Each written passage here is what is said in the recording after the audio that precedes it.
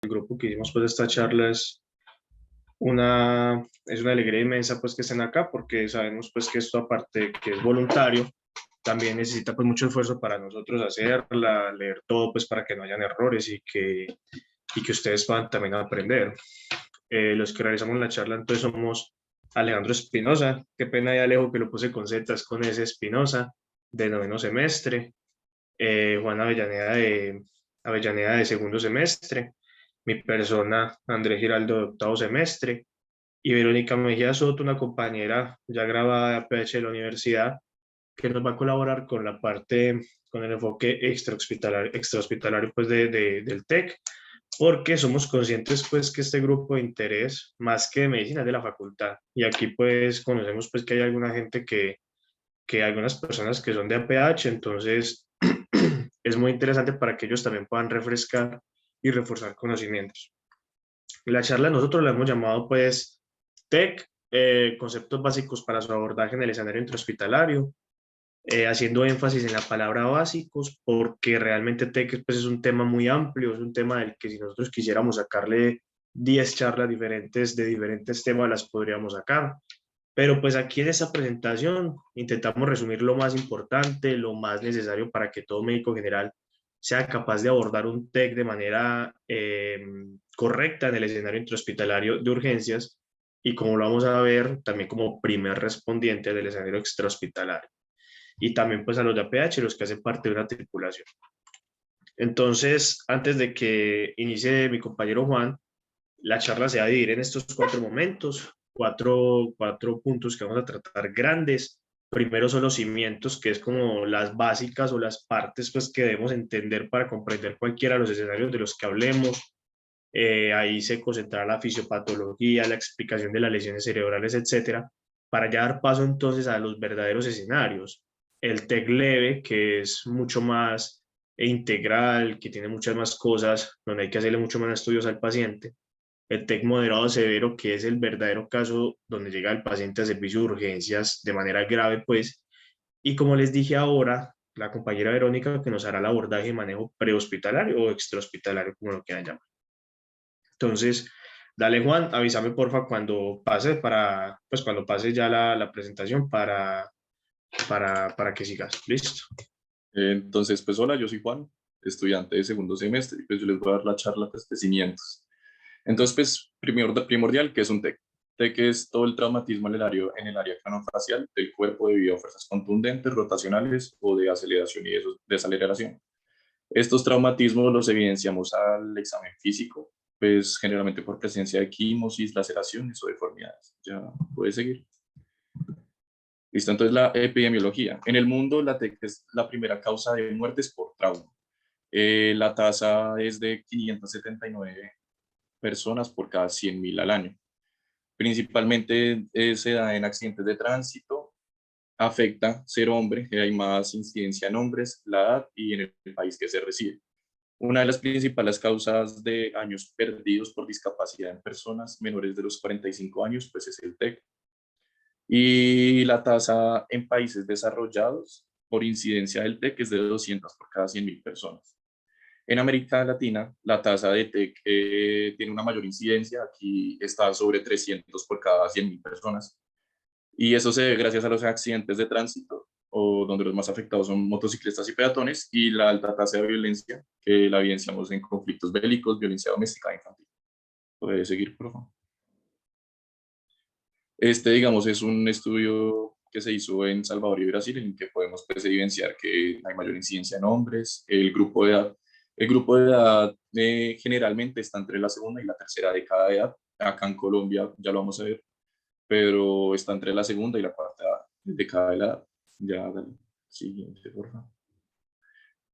Entonces, en Colombia, el TEC representa el 10% de las atenciones en los servicios de urgencias, causa el 25 al 80% de las muertes secundarias a trauma y acompaña el 70% de los traumas severos. En Medellín, la causa más frecuente de TEC es el accidente de tránsito y más comúnmente en motociclistas y tiene mayor incidencia en población de 25 a 44 años. Entonces empezamos con la fisiopatología. y lo que es hemodinámica cerebral, y posteriormente vamos a hablar del aumento de la presión intracránea. Entonces hay que tener claro que el cerebro tiene una tasa metabólica muy alta. El cerebro gasta aproximadamente el 20% del consumo total del oxígeno y el 15% del gasto cardíaco, por lo que necesitamos que el cerebro tenga un flujo sanguíneo cerebral a niveles constantes. Este flujo sanguíneo cerebral se mantiene constante gracias a la capacidad que tienen los vasos cerebrales de alterar su diámetro en condiciones que fisiológicamente cambiantes. Ya la siguiente, por favor.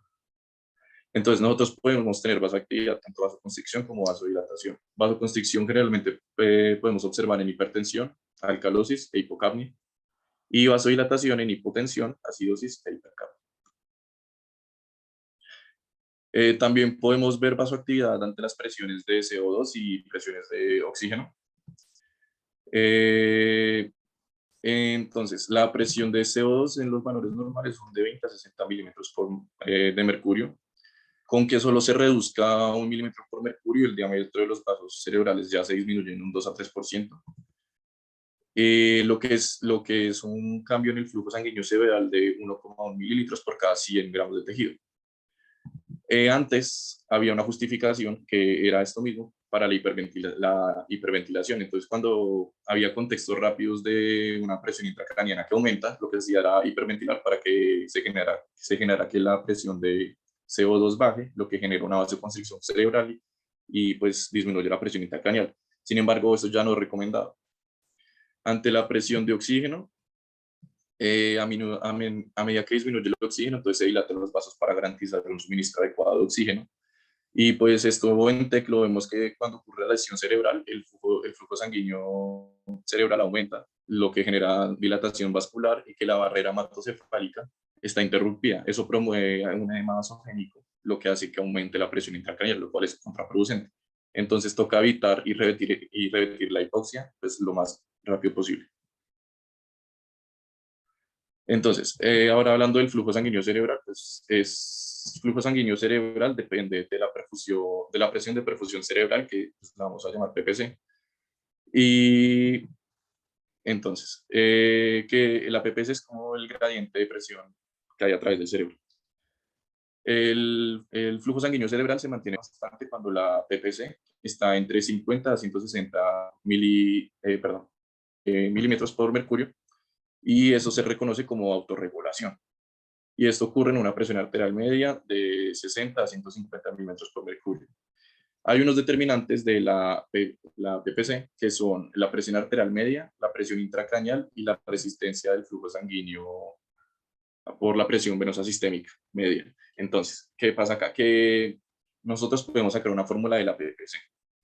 En esta fórmula solo tenemos pues, la presión arterial media y la presión intracraneal, ya que la presión intracraneal es o sea, siempre está por encima de la presión venosa sistémica, entonces por lo cual no se tiene en cuenta en la fórmula. Siguiente, por favor. Entonces, ¿qué pasa? Que si la PPC cae por debajo de 40 milímetros por mercurio, entonces ya perdemos lo que es la autorregulación del flujo sanguíneo, por eso este disminuye, lo que lleva a isquemia tisular, alteraciones y alteraciones del metabolismo cerebral. Evitar la hipotensión y el aumento de la presión intracraneal en un paciente con TEP pues ayuda a garantizar que se mantenga la PPC. Y hay un valor objetivo de la PPC que es entre 60 y 70 milímetros por mercurio. Ahora vamos a hablar de del aumento de la presión intracraneal. Entonces, él se define como el aumento de la presión del líquido cefalorraquídeo por encima de 15 milímetros por mercurio. ¿Qué pasa? Que el cerebro tiene unas medidas de compensación a medida que aumentando la presión del líquido cefalorraquídeo. En estas está el desplazamiento del líquido cefalorraquídeo desde la bóveda craneana al conducto raquídeo, y como el cerebro tiene propiedades elásticas, este sirve como amortiguador para el aumento de la presión. Las medidas compensatorias pueden acomodar un volumen entre 50 a 100 mililitros. ¿Qué pasa? La presión intracraneal por encima de 22 milímetros por mercurio se asocia con una mayor tasa de mortalidad, por lo que es necesaria una intervención y tratamiento. Y cuando observamos un reflejo de Cushing, que es lo que indica que la presión intracraneal ha alcanzado niveles que ya son potencialmente mortales, pues hay que actuar rápido. Este reflejo lo vemos con hipertensión progresiva, bradicardia y disminución del esfuerzo respiratorio. Creo que... espera. Ya. Entonces, ahora definiciones y patrones de la lesión. Las lesiones cerebrales traumáticas, pues es toda lesión en el cerebro mismo.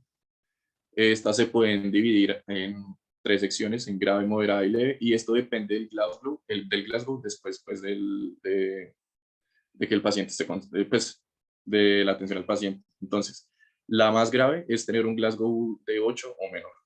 La lesión moderada es de 9 a 12 y la lesión cerebral grave o conmoción cerebral, que también como también la conocemos, es de 13 a 15 en la escala de Glasgow.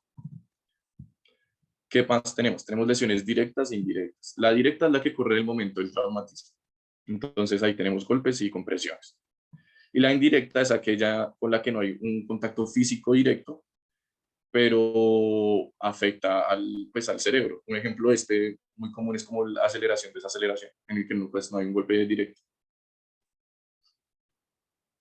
Ahora, cascada neuroquímica. Entonces, después de una lesión cerebral, las agresiones secundarias pueden estar mediadas por eventos fisiológicos que disminuyen el suministro de oxígeno y por lo tanto también la energía del tejido cerebral.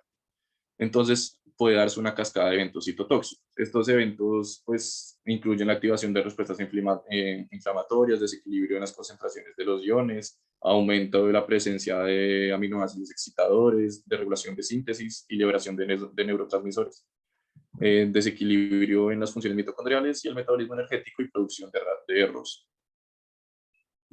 Siguiente, ¿no?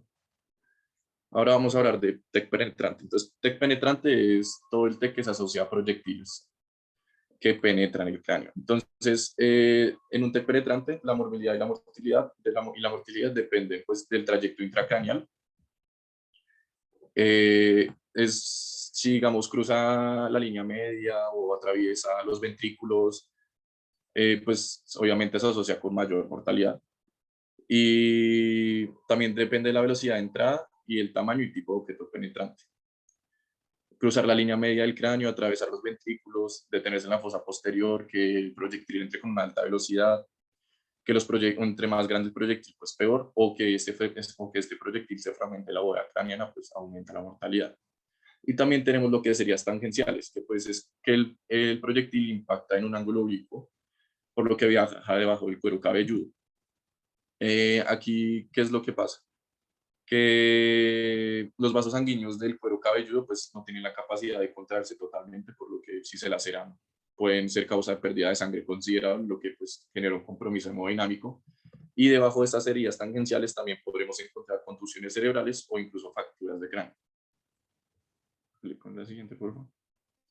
Ahora hablemos de las fracturas de cráneo. Entonces vamos a iniciar con las fracturas de cráneo lineales, que es una única fractura que atraviesa todo el grosor del cráneo. Estas pueden ser clínicamente importantes si cruzan el surco medio o los senos durales venosos. Estos generalmente pues, pueden provocar hematomas epidurales, pueden generar diástasis sutural pues, si la fractura se extiende hacia una línea de la sutura, pero es muy poco frecuente cuando pues, después de que las suturas hayan fusionado. O sea, en adultos esto casi no lo vamos a ver, pero en niños puede ser común. Y también tenemos lo que es una fractura con minutas, que pues es cuando en el lugar de impacto hay muchas fracturas lineales. Eso pues lo que nos indica es que el golpe fue mucho más severo. Ahora, fracturas deprimidas. ¿Listo? Entonces esas generalmente son causadas por un golpe directo y por un objeto contundente pequeño, como pues lo puede ser un martillo o propiamente un bate de béisbol. Generalmente los vemos en el hueso temporal o parietal, y estos son muy clínicamente importantes porque pues, predisponen a una lesión cerebral significativa y que tengamos complicaciones en el TEC, como pueden ser las infecciones. Siguiente. Ahora las fracturas basilares, que pues son fracturas en la línea de la base del cráneo, pues generalmente en el hueso temporal. Estos pacientes pueden tener riesgo de hematomas extraxiales, que ya los vamos a ver en un segundo. Generalmente hematomas epidurales, por la cercanía a la arteria cerebral media y pueden tener desgarros en la dura madre, lo que puede pues, hacer que comunique el espacio subaracnoideo con los senos paranasales y oído medio, por lo que tendríamos salida de líquido cefalorraquídeo por esos lugares. Y esta fractura pues, es muy asociada como a lesiones cerebrales. Ahora, lesiones extraaxiales. Entonces, una lesión extraaxial es lesión o sangrado que ocurre dentro del cráneo, pero no propiamente dentro del tejido cerebral. Entre ellas encontramos pues lo que es hematoma epidural, que es sangrado entre el cráneo y la dura madre. Generalmente es por impactos que deforman el cráneo. Generalmente también es por la arteria meningia media o por algunos senos durales. Se encuentra mayormente como en la región temporoparietal y es poco común en adultos mayores y niños de 2 años, pues por la estrecha unión entre la dura madre y el cráneo.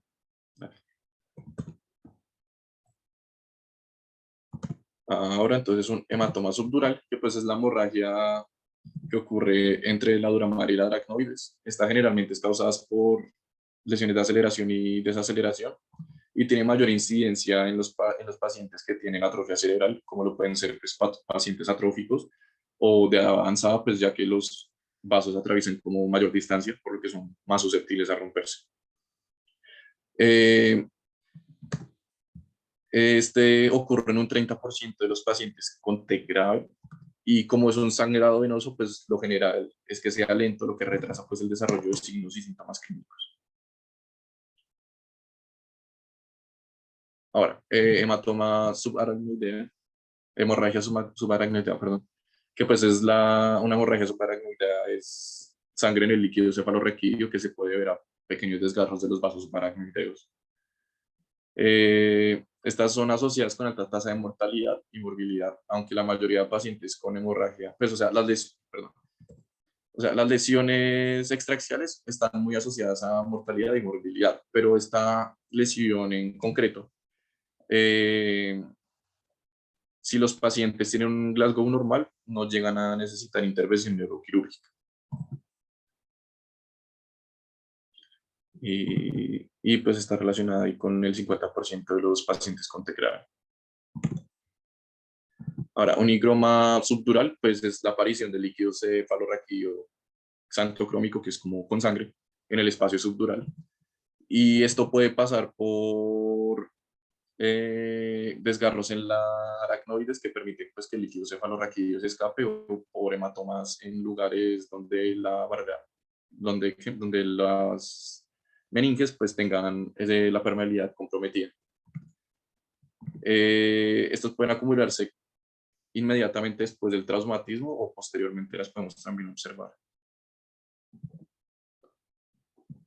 Lesiones intraaxiales, pues esas son las lesiones que ocurren ahora sí dentro del propio tejido del cerebro.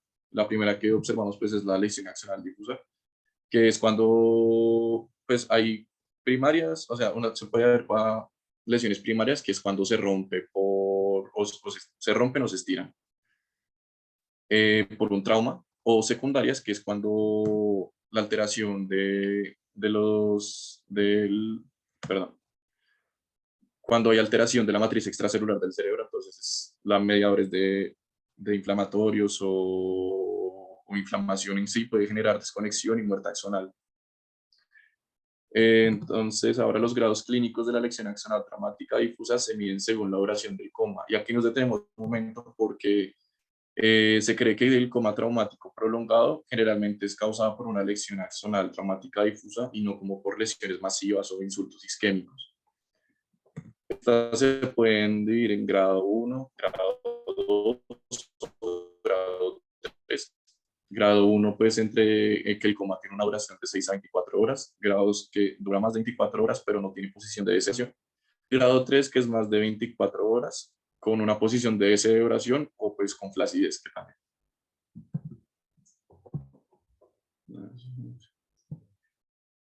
Ahora, las contusiones cerebrales, pues que se producen cuando se dañan vasos en el parénquima. Esto da como resultados polos de la superficie de los lóbulos frontal y temporal, ya que estos pues, están en contacto con tuberancias socias de la base del cerebro.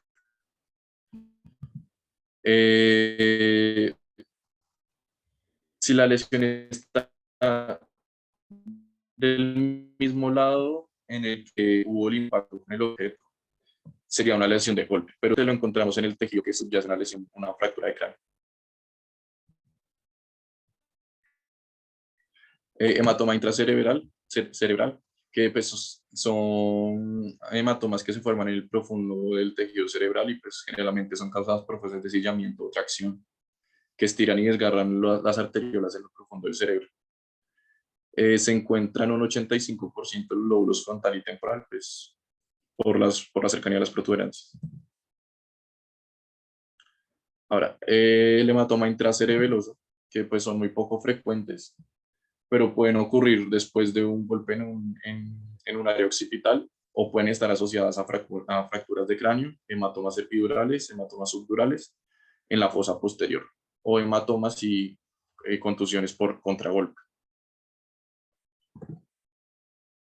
Ahora, una lesión cerebral primaria, pues es la lesión que se da en el momento en que ocurre el TEC.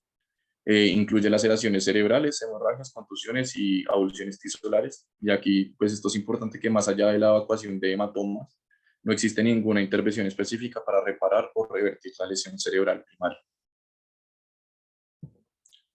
Ahora, lesión cerebral secundaria, que pues es como el resultado de las alteraciones intracelulares y extracelulares que provocan que las funciones celulares se den mal y que se dé propagación de las lesiones a través de algunos procesos como pues pueden ser la despolarización, excitotoxicidad, alteración de la homeostasis del calcio, la generación de ROS, la alteración de la barrera hematocefálica, lesión isquémica, formación de edema y lesiones intracraneales. Y los insultos sistémicos secundarios pues son condiciones sistémicas que pueden empeorar el resultado de una lesión cerebral, como lo pueden ser la hipotensión, que por ejemplo la hipotensión reduce la PPC, entonces lo que puede potenciar es a la isquemia y al infarto. Y digamos la hipotensión está asociada como a que se duplique la mortalidad en los pacientes. La hipoxia, que también llega a duplicar la mortalidad. La hipercarbia causa una dilatación y aumento del edema cerebral, entonces aumenta la presión intracraneal. Y lo que pasa es que pues empeora el resultado neurológico. En la anemia, pues en la anemia como se reduce la capacidad de la sangre de transportar oxígeno, pues puede producir una mortalidad aumentada. Y en la hiperpirexia, que en los lugares donde hubo áreas afectadas puede llegar a aumentar el metabolismo, lo que hace que necesite mayor flujo sanguíneo y pues como resultado se da como un aumento en la presión intracraneal. Dale, la siguiente. Ahora vamos a hablar de los síndromes de hernia cerebral, que es cuando se produce, perdón, entonces se produce cuando el aumento del volumen craneal y la presión intracraneal superan las capacidades compensatorias que ya vimos posteriormente. Entonces, antes los signos de hernia cerebral en un paciente hay que actuar rápidamente, ya que si no hay intervención, la mortalidad se aproxima al 100%. La primera que vamos a ver es la hernia uncal. Entonces, la hernia uncal es la más común de todas y esta pues está asociada a hematomas extraxiales traumáticos en la fosa medio lateral o en el lóbulo temporal. Inicialmente, el uncus pues comprime el tercer paracraneal, lo que provoca anisocoria, tosis y alteraciones de los movimientos extraoculares y también un reflejo pupilar lento del lado oxilateral de la lesión. Cuando la herniación continúa, entonces va generando más síntomas que ya puede progresar a dilatación pupilar ipsilateral o incluso que tengamos ausencia de la reactividad pupilar. Al examen motor también pueden ser generalmente, al inicio pueden ser normales, pero posteriormente podemos encontrar Babinski contralateral y hemiparestesia contralateral. Y incluso los podemos llegar, sí, pues no se trata, si llega hasta la posición de descerebración. También hay cambios en el estado mental, que puede ser como agitación, inquietud, confusión, pero posteriormente incluso cuando ya progresa la hernia, podemos encontrar letargo e incluso progresión a coma. Y también puede haber fluctuaciones en el patrón respiratorio, entonces puede tener una hiperventilación sostenida y pues a medida que incluso encontrar un patrón respiratorio ataxia. Sí, ahí pues, ajá. Ahora, síndrome de transtentorial central, que es causada por una lesión en expansión en el vértice, frente o polo occipital del cerebro. Este puede causar pues un cambio sutil en el estado mental, debilidad motora y pupilas disminuidas, aumento del tono bilateral, por lo que también encontraremos Vygotsky bilateral. Estos inicialmente, y pues a medida que la hernia avanza, ya podemos encontrar pupilas en el punto medio y que no son reactivos. Otra vez hiperventilación sostenida, podemos ver bostezos, suspiros, taquimia sostenida y respiraciones superficiales lentas y regulares. Y aquí, primero pues encontraremos una posición de decorticación y después sí, de cerebración. En la hernia uncal pasamos directamente o sea, no hay decorticación, sino directamente se da una descerebración. La siguiente curva. Listo, entonces la hernia cerebroamigdalina, que esta se produce cuando las amígdalas cerebelosas se mueven hacia abajo, pues a través del agujero magno.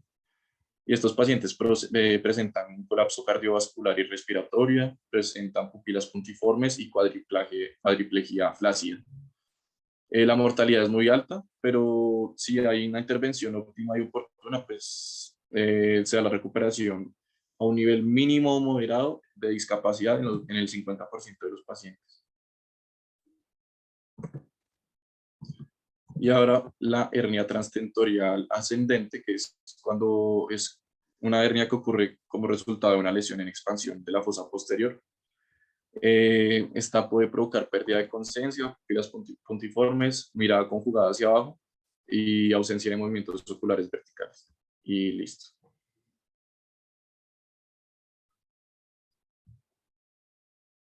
Bueno, ahora como tal vamos a iniciar la parte de la conmoción o del TEC leve. En algunos lugares, especialmente en la lengua inglesa, lo podemos encontrar como trauma o injuria cerebral leve o como conmoción o concusión. Como tal, vamos a hablar desde el abordaje de la concusión. Entonces, hay que tener en cuenta que estos pacientes que suelen tener un trauma encefalocraniano leve, eh, como tal, nos movemos en un rango de Glaucoma Scale de 15 a 13.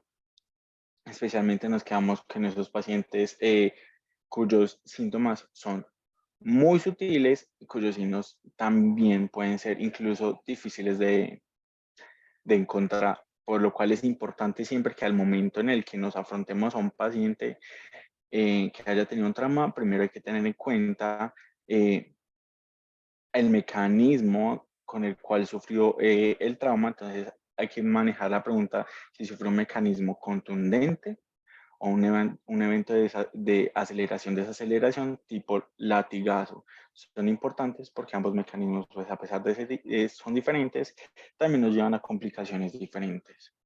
Además, es importante saber si hubo alguna alteración del estado mental, como confusión o una alteración de la conciencia, o también que haya presentado alguna amnesia o pérdida del conocimiento. Sin embargo, pues todo paciente que haya tenido un trauma no necesariamente tiene que tener síntomas, porque como sabemos, a pesar de, puede tener pues una escala de Glasgow normal y no tener ninguno de los síntomas.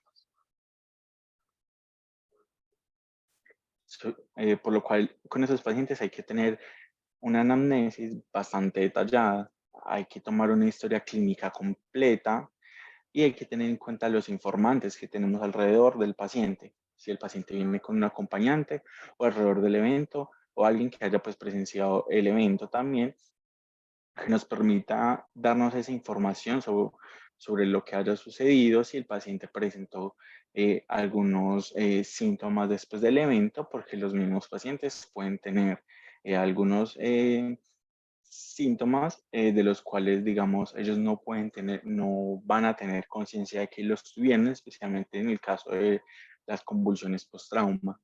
También hay que tener en cuenta los antecedentes, especialmente pues la edad, pacientes que son muy ancianos de por sí por la fragilidad que tienen, tanto cardiovascular como ósea, pues pueden presentar un mayor riesgo de presentar mayores síntomas, además su recuperación es mucho más lenta.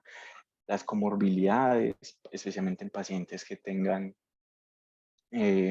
problemas de la coagulación o que tengan problemas cardíacos y estén en tratamiento, que tengan coagulopatías, estos pacientes son importantes porque entonces nos van a cambiar todo el enfoque, por lo cual al momento de un trauma leve, pues siempre hay que estar en constante observación porque puede que el paciente no haya tenido una conclusión, sino que haya como tal, digamos, tenido ya un trauma moderado, pero que no ha evolucionado. Sin embargo, por eso a estos pacientes hay que tenerlos con mayor precaución y ver cómo evolucionan con el tiempo. También los pacientes que hayan consumido tóxicos, porque ciertos tóxicos pues, nos pueden imitar o ocultar algunos síntomas. Si digamos el paciente por sí es consumidor crónico, digamos, de sustancias alucinógenas, también nos puede, digamos, afectar, especialmente el examen neurológico, que es muy importante en estos pacientes. Si también tiene antecedentes neurológicos, especialmente que sufra de epilepsia o de algún deterioro cognitivo. Y también en los antecedentes traumáticos, porque aquellos que hayan tenido incluso trauma previo, pues nos van a representar un mayor riesgo, por lo cual entonces lo ideal, digamos, si tuvieron un trauma encefalocraniano previo, hay que tener en cuenta entonces la escala como de Glasgow del evento, también el tiempo que tuvo la lesión y los síntomas post-trauma que haya presentado, tanto del evento anterior como del nuevo que presenta. Hay que tener en cuenta que estos pacientes normalmente siempre suelen consultar por síntomas como desorientación, como confusión, amnesia, conciencia desordenada o pérdida de la conciencia como tal. Hay que tener en cuenta entonces que durante la exploración de este paciente vamos a manejar 4 diferentes dominios, especialmente para la identificación de los síntomas. Estamos hablando del dominio somático, del dominio cognitivo, del dominio del sueño y de los dominios emocionales. En el dominio somático, especialmente nosotros estamos buscando en el paciente que nos refiera, digamos, a algunos síntomas, como lo es, más que todo, digamos, relacionado al evento, pues, que suele ser mucho más fácil de referir al paciente, es que suele tener dolor de cabeza, se suele sentir mareado, tiene problemas del equilibrio, tiene vértigo, siente tinnitus, le molesta la luz, le molestan los sonidos, presenta náuseas o presenta vómitos. Es importante porque estos síntomas también nos lo permite clasificar para ciertos criterios. En el dominio cognitivo hay que tener en cuenta que el paciente puede presentar un deterioro de la memoria, no necesariamente una amnesia, pero sí síntomas mnésicos. Puede generar deterioro de la concentración, retraso en la comprensión del lenguaje, especialmente que estos pacientes pues, pueden presentar incluso afasias o, digamos, no yéndose hasta ese extremo, sino que empiezan a hablar más lento del usual o suelen repetir palabras. En el dominio del sueño, pues el paciente puede normalmente referir que se encuentra con somnolencia, se encuentra letárgico, se encuentra con insomnio alrededor, digamos, del evento. Y en cuanto a los emocionales, el dominio emocional, el paciente pues nos puede referir si representa irritabilidad, ansiedad o depresión relacionados posterior al evento.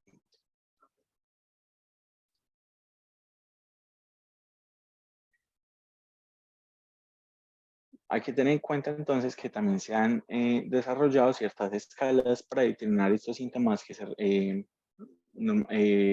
postraumáticos, pues, los cuales nos permiten determinar esa carga de los síntomas, esa repercusión que ha tenido el trauma en los pacientes. Especialmente tenemos la escala de Riverman, el Post-Concussion Symptom Scale y el SCAT-5. El SCAT-5 es más que todo en el ámbito deportivo, sin embargo también se puede utilizar en los pacientes que no que no se relacionan pues en el ámbito deportivo. En cuenta que estos pacientes, pues a mayor número y gravedad pues, de síntomas, van a tener un mayor riesgo de recuperación a largo plazo. Normalmente suele ser mucho más lenta y suele tener incluso secuelas en el tiempo. Esta es como tal, el primero es la escala de Rivermed, el cual pues nos da un puntaje como tal, según los síntomas, cómo va afectando al paciente, y eso nos permite hacer un seguimiento de cómo ha afectado, digamos, el trauma al paciente. En cuanto al examen físico, hay que tener en cuenta que estos pacientes hay que tener un examen neurológico mucho más detallado, a diferencia de los pacientes que se presentan con un trauma moderado o grave. Pues estos pacientes primero se pueden comunicar mucho mejor, podemos obtener mayores detalles y como tal nos tenemos que interiorizar más en los dominios que mencionamos previamente y prácticamente en todo el orden del examen neurológico para obtener a mayor detalle todos estos síntomas y signos que se nos pueda presentar, los cambios tan sutiles que se puedan presentar en estos pacientes y como tal hacer ese seguimiento de la carga de los síntomas post-trauma. Hay que tener en cuenta que este examen físico no es estandarizado, sin embargo, hay unas pautas que hace, pues, no, digamos, recomienda en estos pacientes. Sin embargo, pues el examen físico puede ser como tal llevado a la comodidad pues, del médico quien lo está revisando, especialmente pues en un orden predispuesto como tal, que sea ordenado y que, digamos, permita identificar todos estos síntomas. Aquí como está, pues, la ACEP tiene una guía de bolsillo como tal para estos pacientes, en el cual pues tiene los criterios de inclusión, es que presente pues un trauma, que sea un paciente adulto, que se haya presentado durante la injuria y que no presente pues un trauma penetrante, porque estos pacientes pues de trauma penetrante tienen un manejo mucho más diferente. En cuanto al examen físico, como tal, hay que tener en cuenta que entonces nosotros vamos a hacerlo de forma sistemática y ordenada para evitar, como dije, pues esos síntomas. Hay que tener en cuenta que entonces los pacientes hay que buscarle activamente en búsqueda pues, en cabeza y cuello, lesiones en el cuero cabelludo, que no tenga en las comisuras faciales alguna fractura, que no tenga fracturas pues, en el cráneo o signos, digamos, de trauma de la base del cráneo. Hay que auscultar también en el cuello que no haya disecciones carotídeas o de la arteria vertebral, que no haya inestabilidad cervical. Entonces hay que tener en cuenta que estos pacientes siempre pues lo van a dar también en el ámbito hospitalario, pues hay que tratarlos con precaución porque no sabemos si el paciente pueda tener una fractura inestable en el cuello hasta que no identifiquemos que no la tenga, especialmente pues, si el paciente nos empieza a referir dolor en la línea media. Entonces hay que descartar, digamos, una lesión cervical y especialmente pues por el mecanismo del latigazo que nos suele generar muchas alteraciones.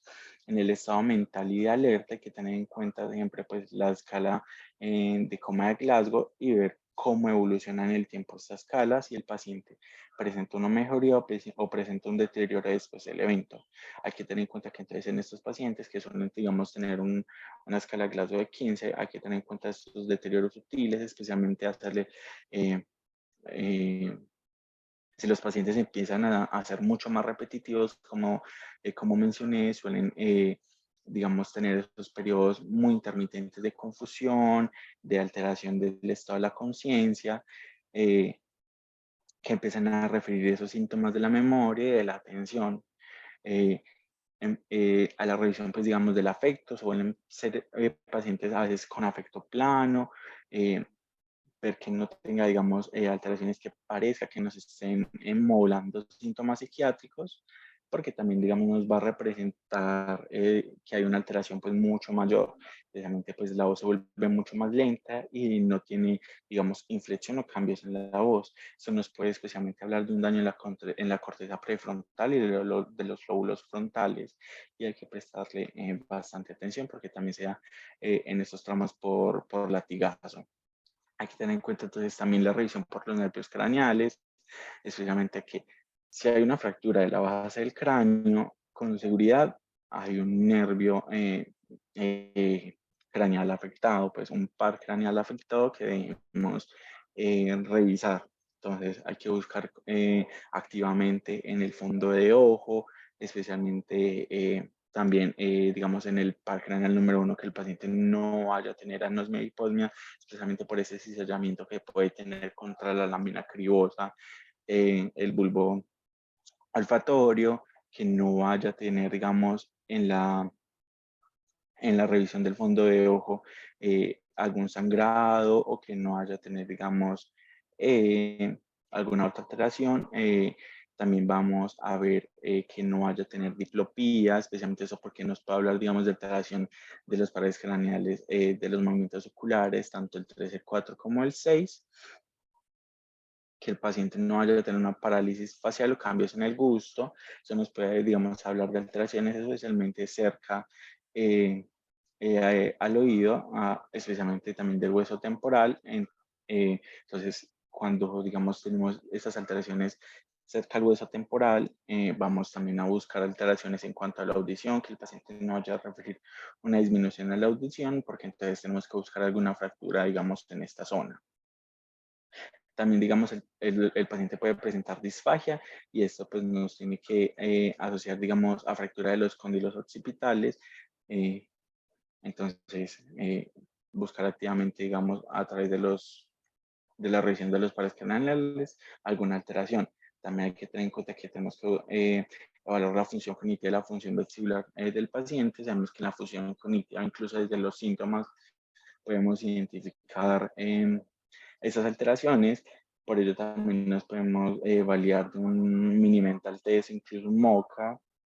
También está la escala de SCAT-C, que es la usada en deportes, y podemos, digamos, tener una más o menos idea, digamos, de la alteración del paciente de una forma rápida, que no vaya a tener, digamos, poniéndolo activamente, digamos, a restar los números desde el 100, de 7 en 7, en pacientes adultos de 3 en 3, en pacientes jóvenes, jóvenes niños, y ya de uno en pacientes que, digamos, nos puedan detener ya un deterioro importante. Y la función vestibular, pues especialmente a evaluar los movimientos oculares, digamos, la marcha, lo que es la metría, una batería Hinds que también nos vaya a identificar alteraciones de la fosa posterior, especialmente también los movimientos pues, de los ojos, los movimientos sacádicos. Hay que tener en cuenta que entonces los pacientes pueden presentarse con muchos diferenciales, porque, digamos, las alteraciones suelen ser muy sutiles. Entonces hay que diferenciar con pacientes que hayan presentado intoxicaciones por drogas, alcohol o medicamentos, que tenga convulsiones, que haya presentado convulsiones postraumáticas, o un estado de epilepsia, o que ya haya tenido un estado posictal, que no haya tenido una hipoglicemia, que no esté teniendo un hematoma intracraneal expansivo. En esos pacientes, pues, como tenemos una escala de Glasgow que va empeorando, pues hay que reclasificar precisamente a este paciente, que no haya tenido un síncope, que nos explique, digamos, la causa, que no haya tenido, pues, una convulsión o un evento cardíaco que nos pueda explicar, digamos, los síntomas que tiene el paciente ahora. También hay que determinar, pues, que no haya una lesión que vaya a afectar la capacidad comunicativa del paciente, especialmente porque nos puede, digamos, alterar, digamos, esa evaluación y esa clasificación, pues, de los síntomas. Si un paciente de por sí ya está presente con fracturas faciales, digamos, no se va a poder comunicar bien, que por el evento o un evento cardíaco esté en hipoxia o hipoperfusión, que haya lesiones cerebrales directas o de la médula, que como tal no vaya a tener lesiones oculares una audición, alguna lesión laríngea o de cuerdas vocales que no nos permita una comunicación adecuada, o vasculares del cuello que nos estén explicando, digamos, también pues los síntomas. Hay que tener en cuenta que aquellos pacientes que de por sí presentan una demencia pues van a tener un examen neurológico alterado, tanto antes como después, digamos, del evento. Entonces hay que hacer una diferencia en estos pacientes, y es por eso importante también, digamos, tener los antecedentes para hacer esta diferencia. También tenemos que diferenciar en cuanto con una CB, que no vaya a tener una encefalopatía o un delirium, especialmente pues estos tres primeros. También los podemos diferenciar más que todo, digamos, a la evaluación de la tomografía, que no esté teniendo delirios por abstinencia o alguna, que no haya tenido una afección neurológica previa, que no esté teniendo infección y no esté cursando con un cuadro séptico, o que tenga en población susceptible alteraciones a los traumas de bajo mecanismo. En cuanto a las pruebas diagnósticas, pues es importante que estos pacientes siempre como tal, pues es el TAC es la herramienta, digamos, principal siempre en lo que es trauma de cabeza, trauma de cráneo. Entonces, especialmente pues el TAC no contrastado. Para ello es importante que no todos los pacientes le vamos a enviar tomografía, y como mencionamos pues en el charla anterior, nos vamos a validar de ciertas escalas que nos permiten determinar qué pacientes van a recibir o no, van a necesitar o no de una tomografía, especialmente en Nueva Orleans o los criterios de Canadá. Hay que tener en cuenta que los criterios de Canadá siempre van a ser más que mayores, van a tener mayor especificidad, eh, van a tener mayor especificidad, especialmente para esas lesiones que vayan a requerir una intervención neuroquirúrgica, o que, digamos, tengan una lesión intrageneraal como traumática. Hay que tener en cuenta que no siempre van a diagnosticar un TEC, pues eso no nos permite diagnosticar un TEC leve. Los pacientes pues con TEC leve ya sabemos que es por las preguntas y el evento, y no como tal por la tomografía. Como tal, acá están los criterios de Canadá. Mencionas también en la charla previa. Son pacientes de una escala de Glasgow de 13 a 15, que presente, digamos, al menos uno de los criterios para, pues que cumpla alguno de esos 7 criterios para realizar, digamos, la tomografía, que no esté menor de 15 después de 2 horas del evento, que no tenga una sospecha de fractura de cráneo, que no tenga una sospecha de fractura de base de cráneo, o algún signo, o que no haya tenido vómito o 2 o más episodios de vómito después del evento, que sea pues una población anciana de mayor de 65 años, que no esté presentando eventos amnésicos eh, antes del impacto o después de 30 minutos, y ya pues si fueron mecanismos, digamos, de importancia en estos pacientes. Y ya los criterios de Nueva Orleans, que es para más que todos esos pacientes que tienen una escala de Glasgow de 15, de los cuales estas preguntas casi que nos incluyen más pacientes, pero nunca pues está en más descartar en los pacientes alguna lesión. Entonces, con alguna de estos síntomas después del evento, pues el paciente va a requerir una tomografía.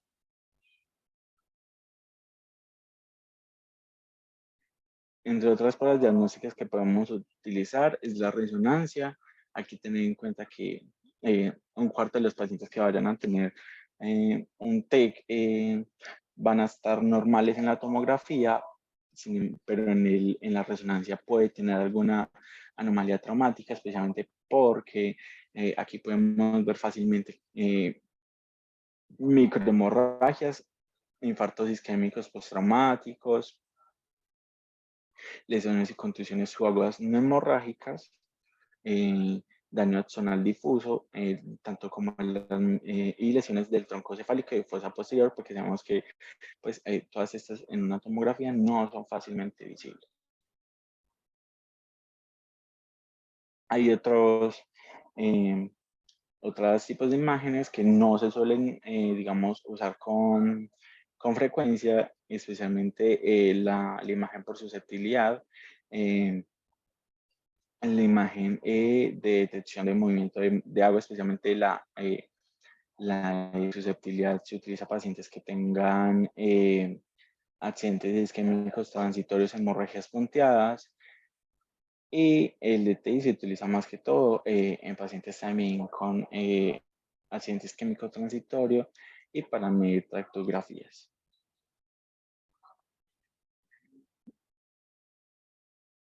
También está la angiotomía y la angioresonancia. Esta normalmente pues, no se va a recomendar de rutina, a menos de que se sospeche una lesión vascular traumática, estemos sospechando de un pseudoaneurisma, que haya tenido una disección vascular o una hemorragia incontrolada. Entonces, especialmente, pues, digamos, en estos pacientes, después de haberse les realizado una tomografía no contrastada, digamos, en ver alguna de esas alteraciones, que digamos tengan alguna de esas alteraciones, pues se va a realizar una angiotomografía. También nos podemos hallar de estudios auxiliares en estos pacientes, especialmente porque sabemos que los mimics nos pueden, digamos, pues tenemos que descartar los mimics de estos pacientes, especialmente una hipoglucemia, entonces es necesaria una glucometría, especialmente también en los pacientes que tengan coagulopatías, entonces es necesario realizar un NIR, un PT o un PTT, y también hay ciertos marcadores que se utilizan más que todo en estudio, que es la UCHL1 y la GFAP, pero pues realmente eso no se usa. Las dos principales son la glucometría y las pruebas de coagulación. Y ya también muy importante, las pruebas neuropsicológicas, que estas son prácticamente una herramienta fundamental en la neurología de estos, en la evaluación neurológica de estos pacientes, porque nos van a permitir ver la función neurológica luego del TEC, especialmente porque nos van a evaluar esa profundidad de la memoria, la atención y la concentración después del evento. Y ya sabemos si el paciente tiene síntomas persistentes, pues va a ser remitido a neuropsicología, que va a permitir, digamos, evaluar esto a más detalle. Hay que tener en cuenta que entonces estos pacientes, pues vamos a tener unas disposiciones, nosotros vamos a dar un alta a estos pacientes después de 4 o 6 horas de observación, o si digamos la tomografía después de una revisión detallada, pues le ha salido negativa, y ya después de eso, pues tenemos una cita de control para le vamos a dar una cita de control y le vamos a dar información sobre síntomas que puede presentar después del trauma. Si los pacientes usan anticoagulantes o tienen coagulopatías, pues hay que observar lo mínimo 24 horas con tal de control, porque sabemos que puede empezar a sangrar después de este tiempo. Y si hay dudas sobre la seguridad del paciente, que digamos el paciente esté presentando síntomas psiquiátricos importantes, hay que observar pues el paciente al menos idealmente de 12 a 14 horas. Y van a requerir hospitalización los pacientes que tienen síntomas persistentes después de la conmoción, que tengan una cefalea intratable o que tengan vómito que requieran medicación parenteral. Hay que tener en cuenta que si el paciente empieza a tener un deterioro, especialmente pues, digamos, en la evaluación neurológica, pues hay que repetir un TAC para ver qué cambios está teniendo, especialmente como mencioné, en esos pacientes anticoagulados que suelen, digamos, generar síntomas después.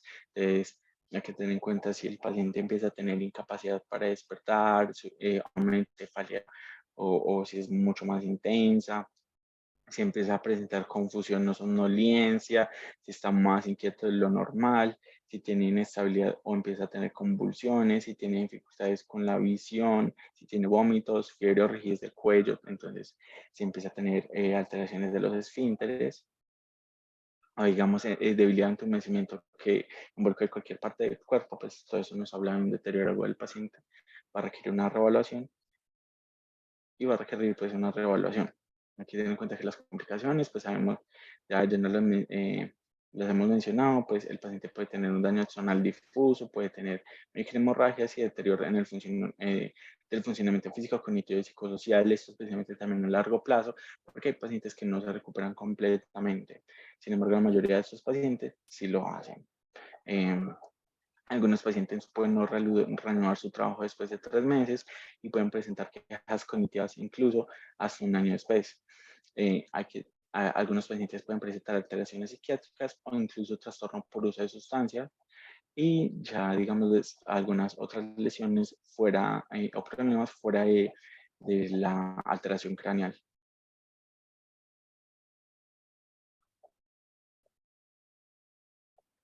Bueno, hay que mencionar también lo que es el síndrome postconmocional, que, bueno, este síndrome como tal son las quejas somáticas y afectivas luego del trauma que van a persistir luego del periodo de recuperación habitual, que esos pacientes normalmente,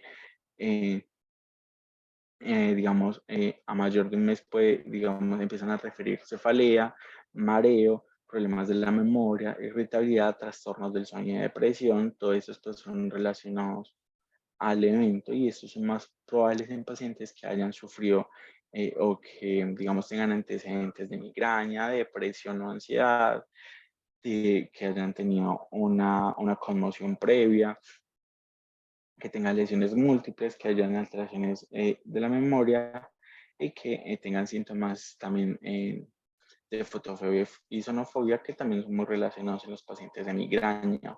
Y si, digamos, si tienen síntomas graves, especialmente después del evento, como amnesia prolongada, mareo, cefalea, ansiedad y sonofobia o afasias transitorias, estos pacientes pues, van a tener mayor probabilidad de tener un síndrome postconmocional y a referir todos estos síntomas después de la conmoción.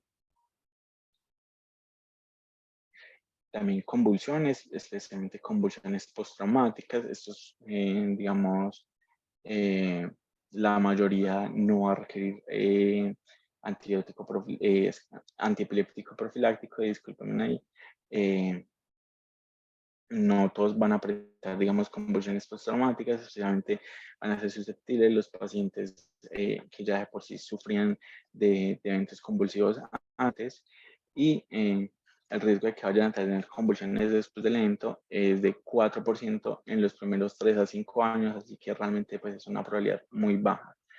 Y una epilepsia postraumática pues, que puedan desarrollar pues, es muy poco probable en los primeros 2 años.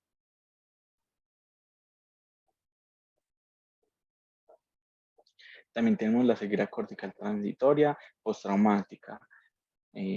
Hay que tener en cuenta que, pues, que es una pérdida visual transitoria, que pues, esos pacientes pues, van a tener una respuesta pupilar normal y una fundoscopia normal dentro de las horas posteriores al evento, o sea, no van a tener ninguna alteración, digamos, ocular evidente, pero el paciente va a a tener una pérdida de la visión, digamos, después del evento. Esta suele durar en minutos a horas, normalmente es menor de 24 horas, es más común en niños y no suele tener, digamos, secuelas neurológicas. Los síntomas que pues, refieren alrededor de este evento, pues es cefalea, confusión, irritabilidad, ansiedad, náuseas y vómitos relacionados. Y normalmente, digamos, este evento se llama más que todo por una respuesta vascular anormal después del traumatismo, lo que genera una hipoxia transitoria en lo que es la retina, entonces, por eso y en el lóbulo occipital que nos van, digamos, a generar esos síntomas de ceguera. Hay que tener en cuenta que también pues, hay una población especial en el área de los deportes. Muchos de estos pacientes se, se ven involucrados en conmociones repetitivas, especialmente pues, en el fútbol americano, en el hockey sobre hielo, en el fútbol de la cross y la lucha libre, que son deportes de alto impacto y que reciben lesiones craneales constantes. Estos pacientes, pues, los pacientes de estos deportes, después de una conmoción, tienen una recuperación mucho más rápida. Sin embargo, a largo plazo pues pueden presentar una encefalopatía traumática crónica, que es un deterioro cerebral similar, digamos, a una demencia, sin, digamos, cambios evidentes en la masa encefálica. Entonces, por eso es importante en estos pacientes realizar el SCAT-5, que es para los deportes. Los militares, especialmente por las lesiones por onda explosiva, ellos suelen tener incluso superposición de estrés postraumático, trastorno de estrés postraumático y síndrome postconmocional. Entonces hay que hacer una, digamos, diferenciación, hay que remitir a psicología a psiquiatría a estos pacientes y hablar constantemente las secuelas de su función cognitiva. Los pacientes anticoagulados, como mencioné, que es una población especial y que hay que revisar en 24 horas, también hay que tener una revisión en 6 semanas y revertir warfarina si la están usando. No es muy necesario, pero algunos lo suelen hacer. En el adulto mayor, porque estos pacientes, incluso con caídas de su propia altura, pues pueden presentar conmociones y tener en cuenta pues en la polifarmacia y las interacciones medicamentosas el riesgo de abuso y las hemorragias subdurales. Ellos pueden presentar incluso en estos meses, pues en 7 meses complicaciones como disminución de su lenguaje, memoria y función ejecutiva y estado de ánimo. Entonces, en todas estas poblaciones especiales, pues tener cuidado también en los traumas craneanos leves.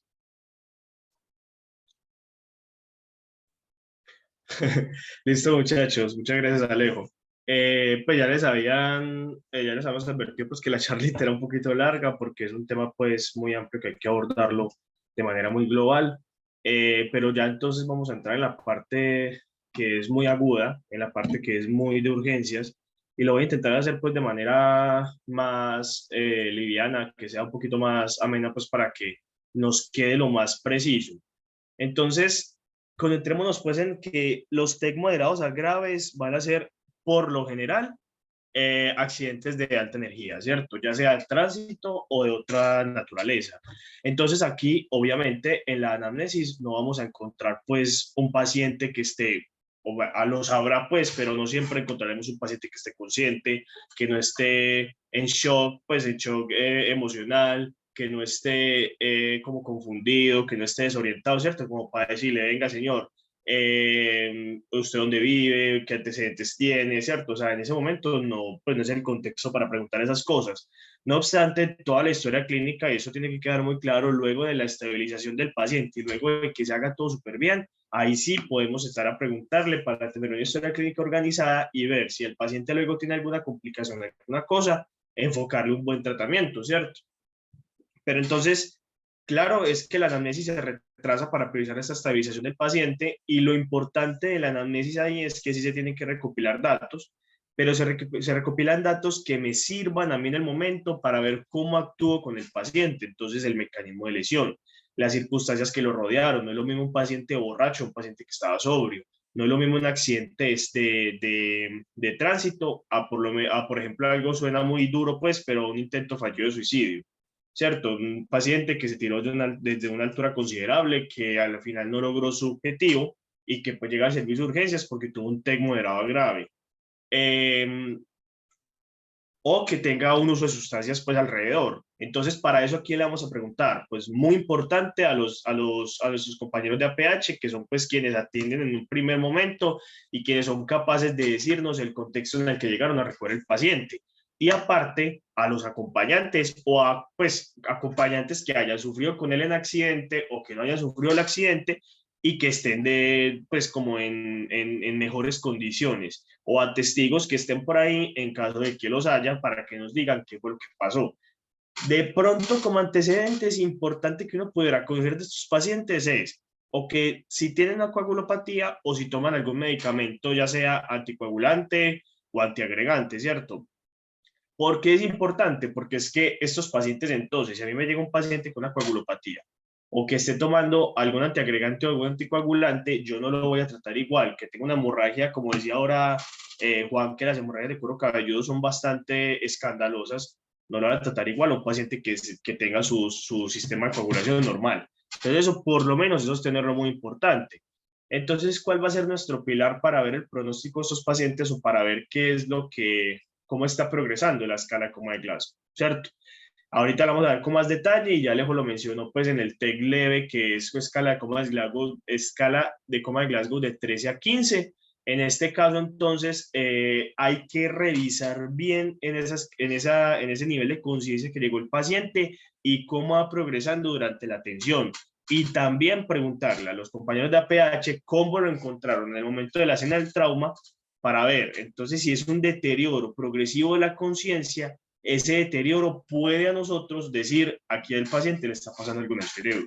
Si el paciente mantiene su nivel de conciencia completamente estable, súper bien, pero si se deteriora, con la velocidad que se deteriore, es importante pronóstico de mortalidad.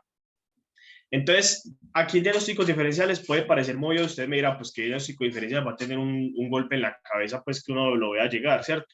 Pero si el paciente no tiene heridas evidentes, puede ser, digamos, un TEC cuando raya ya de leve a moderado, puede ser un poquito confuso saber si realmente fue o porque estaba en un estado posital, o porque de pronto tenía una intoxicación por alcohol o drogas, o porque de pronto tuvo algún otro politrauma, aunque yo sé pues que de pronto es raro ver un paciente politraumatizado que no tenga TEC, pero los hay, que por alguna otra extraña razón, pues por alguna razón de su trauma sistémico, le esté generando alguna afectación indirecta cerebral, como una hipoxia, ¿cierto? O una hipoperfusión. Entonces es muy importante saber, pues, que diagnósticos diferenciales, con la recogida de todo el contexto del trauma, vamos a tener para poder descartarlos inmediatamente. Entonces el examen físico va a ser guiado por, pues, por las pautas de la TLS, que es el ABCDE, ¿cierto? Por la mnemotecnia ABCDE. Obviamente, pues aquí todo lo que se haga en el examen físico inmediatamente se tiene que solucionar, porque ya saben pues que cada letra del ABCDE es más mortal que la siguiente inmediata. Entonces, una lesión en la vía aérea es muy, o bueno, digamos que el paciente no tenga una vía aérea garantizada permeable, va a ser mucho más mortal que si el paciente tiene una hemorragia en el momento agudo. Pero entonces, nosotros vamos a controlar la vía aérea, luego de controlar la vía aérea, vamos a mirar cómo está respirando el paciente. No todo paciente requiere intubación, pero la mayoría sí, porque digamos, nuestro papel es que el cerebro no sufra porque le falta ventilación, que sufre por el trauma, que sufre por mecanismos, pues, en contexto del mismo, pero que no vaya a sufrir por falta de oxigenación y por perfusión. Luego, entonces, de que el paciente ya tiene la vía aérea nivelada y que el paciente tiene ya la respiración garantizada, entonces voy a mirar si tiene no hemorragias, porque si hay hemorragia exsanguinante, pues se tendrá que haber solucionado al principio, pero si de pronto alguna lesión que se pueda volver potencialmente normal, o si el paciente por el mismo TEC o por el mismo trauma pudo haber entrado en un paro cardiorrespiratorio. Y ya después el déficit neurológico, que se entra a mirar a detalle, claro, pues que en el ABCD no es tan detallado, es más en la valoración secundaria, pero también para reconocer que es un punto importante del TEC. Entonces, en la valoración secundaria, pues hay que mirar ya después de estabilizar al paciente dos cosas importantes. Primero, que se estabiliza, si es un TEC penetrante, se tiene que estabilizar con ese objeto metido en la cabeza, y eso solamente se saca en quirófano. Eso no se saca en contexto de urgencias. Listo. Y segundo, esas lesiones, toda lesión en cuero cabelludo tiene que tener una exploración más a fondo, porque esa lesión en cuero cabelludo, por el mismo edema y por la misma hemorragia, puede enmascararse como una lesión traumática, pues como una lesión que haya generado una fractura de cráneo. Entonces, todas estas lesiones, por ejemplo, esta lesión sí está abierta y tal, pero no está, pues en este momento es como botando sangre activamente, no tiene una hemorragia activa. Pero entonces, si yo llego y la exploro y tal, resulta que tiene un chasquido, resulta que tiene un crépito, entonces, ¿será que tiene una fractura lineal de cráneo? ¿O será que tiene una fractura deprimida? ¿Cierto? Entonces, eso es muy importante para poder mirar a estos pacientes. Y lo que se ve también de manera muy como muy evidente, ¿cierto? Es la fractura a la base del cráneo. Allá a la izquierda del cuadrito pueden ver todos los signos clínicos. Hay algunos que son más agudos que otros, y hay algunos que son en contexto de trauma más moderado a grave, y otros que son en contexto de un TEC leve. Entonces, así grandes, el hemotímpano es característico de estos pacientes. El signo de Batle, que es esta equimosis en la apófisis mastoide retroauricular, y el signo de los ojos de mapache. Esos son los más característicos, pues, que es por hemorragia intracraneana. Y entonces hay otros, por ejemplo, rinorrea. No solamente rinorrea, pues aquí yo creo que quizás se pudieron haber equivocado, porque es más, podría haber sido más como rinorraquia o rinoliquia, como llaman, que es salida del líquido cefalorraquídeo por la nariz, o por los oídos, que es otorraquia o otoliquia. Puede ser también, digamos, ya más crónico, más de TEC leve, déficit de nervios craneales, parálisis facial, disminución de la agudeza auditiva, mareos, tinnitus, etcétera, ¿cierto? Entonces son muchas cosas que engloban esta fractura base de cráneo que en el contexto agudo se puede ver evidentemente con estos signos. Y lo que mencionaba Alejo, en el trauma en el TEC leve, que puede ser también por aceleración por latigazo cervical, es muy importante que si un paciente, aunque tenga TEC, llega en un contexto de lesión cervical, el contexto, pues el orden del tratamiento cambia inmediatamente, a no ser de que la lesión del TEC esté comprometiendo más rápido su vida. ¿Por qué? Porque estas lesiones también pueden comprometer muy fácil la vida y son de rápida atención, pero pues es para una charla aparte, ¿cierto? Eso no es inmediatamente pues atribuible a esta misma charla del TEC. Entonces, en el examen neurológico agudo lo que vamos a hacer es concentrarnos en 4 cosas grandes importantes. La puntuación Glasgow y la respuesta pupilar, muchachos, es el pilar fundamental, sobre todo para saber cómo va a evolucionar el paciente, ¿cierto? Cómo está evolucionando o qué pronóstico tiene el paciente cuando llega al servicio de urgencias. Ya un poquito más allá podemos estar pendientes del examen mental y de la fuerza y simetría motoras. La fuerza y simetría motoras en un principio también están presentes en la puntuación Glasgow, porque el Glasgow también tiene puntuación motora, ¿cierto? Pero ya después, si queremos buscar un síndrome neurológico, un síndrome motor superior o inferior, dependiendo pues de la forma del trauma, ¿cierto? Podríamos mirar esas otras cosas, ¿cierto? Pero entonces es importantísimo la escala como es Glasgow y la respuesta pupilar. Entonces, pilas, que ahorita, como les dije ahora, ese estado mental es muy importante y el estado de conciencia también, porque un deterioro progresivo me dice a mí que el paciente tiene un empeoramiento en el cerebro. Lo más común es que sea un aumento de la presión intracraneana por una lesión de masa en expansión. ¿Qué es una lesión de masa en expansión? Por ejemplo, una hemorragia, un hematoma que se está expandiendo porque no se ha coagulado, entonces no deja de expandirse, sigue y sigue generando la hemorragia y entonces va aumentando. Lo decía Juan ahora, el cerebro tiene mecanismos compensatorios para abrirle un poquito más de espacio a esa hemorragia que está generando, pues que está pasando ahí en la bóveda intracraneana, pero llega un punto en el que ya no se puede y el cráneo no se expande. ¿Listo? El edema cerebral también puede generar aumento de la pica. Y entonces, ¿cuáles son los predictores más fuertes de resultado? Uno lo podría llegar a deducir, ¿cierto? En la edad avanzada, aunque todos los TEC son graves, pues todos los TEC graves son de mal pronóstico, son malucos, pues no es lo mismo. Un TEC moderado grave en una persona de 25 años a un TEC moderado grave en una persona de 85 años.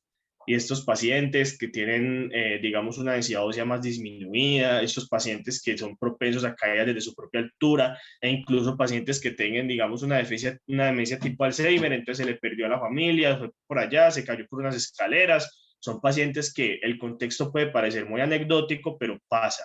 La reactividad pupilar es muy importante porque nos puede, o sea, no es lo mismo un paciente que llegue con isocoria reactiva al servicio de urgencias a un paciente que llegue con una anisocoria persistente o un paciente que tenía isocoria y al momento de 3, 4 horas ya tiene anisocoria, ¿cierto? Entonces, ¿qué le está pasando adentro?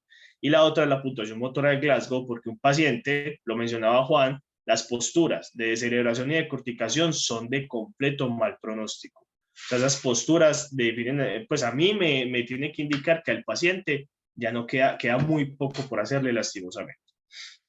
Y algunas otras adicionales, como las lesiones extracraneales que tenga, pues no lo, o sea, como predictores pues de pronóstico, porque no es lo mismo que el paciente llegue pues con un golpe, un TEC, digamos, moderado a grave, pero por aceleración y desaceleración, a un paciente que llegue destrozado con fracturas también en mandíbula, fracturas en otro lado, ¿cierto? Y también en el TAC hay algunas cosas que me dicen que el paciente puede estar un poquito más enfermito que la desviación de la línea media, hemorragia subaracnoidea y signos de hipotensión e hipoxia en el mismo coso y algunos parámetros del laboratorio que no son pues como el objetivo de la charla. Entonces el Glasgow se usa para cuantificar esa pérdida de la conciencia posterior a un TEC. Bueno, no solamente un TEC, bueno, sí, para un TEC y para otras cosas también, pero pilas que el Glasgow pierde validez cuando el paciente está bajo efecto de drogas o intoxicación por drogas y alcohol, sobre todo alcohol, porque el alcohol es un depresor del sistema nervioso central. Entonces no sabemos si esa inconsciencia o esa disminución de la conciencia es por una cosa o es por la otra. ¿Listo? Pero entonces sí puede reflejar deterioro en distintas lesiones, como la intoxicación por drogas y alcohol, hipoxemia y algunos medicamentos sedantes. Puede marcar un deterioro por un hematoma en expansión, lo que les había hablado ahora. Al principio era un TEC leve, expandió y ya resulta que estamos sobre un TEC moderado severo, porque ya la escala moderado se refiere de 8 a 13 y severo menos de 8 de Glasgow, lo que lo mencionaba Juan al inicio. Entonces la escala coma de Glasgow esta es sencilla, pues es apertura ocular, respuesta verbal, respuesta ocular y respuesta motora.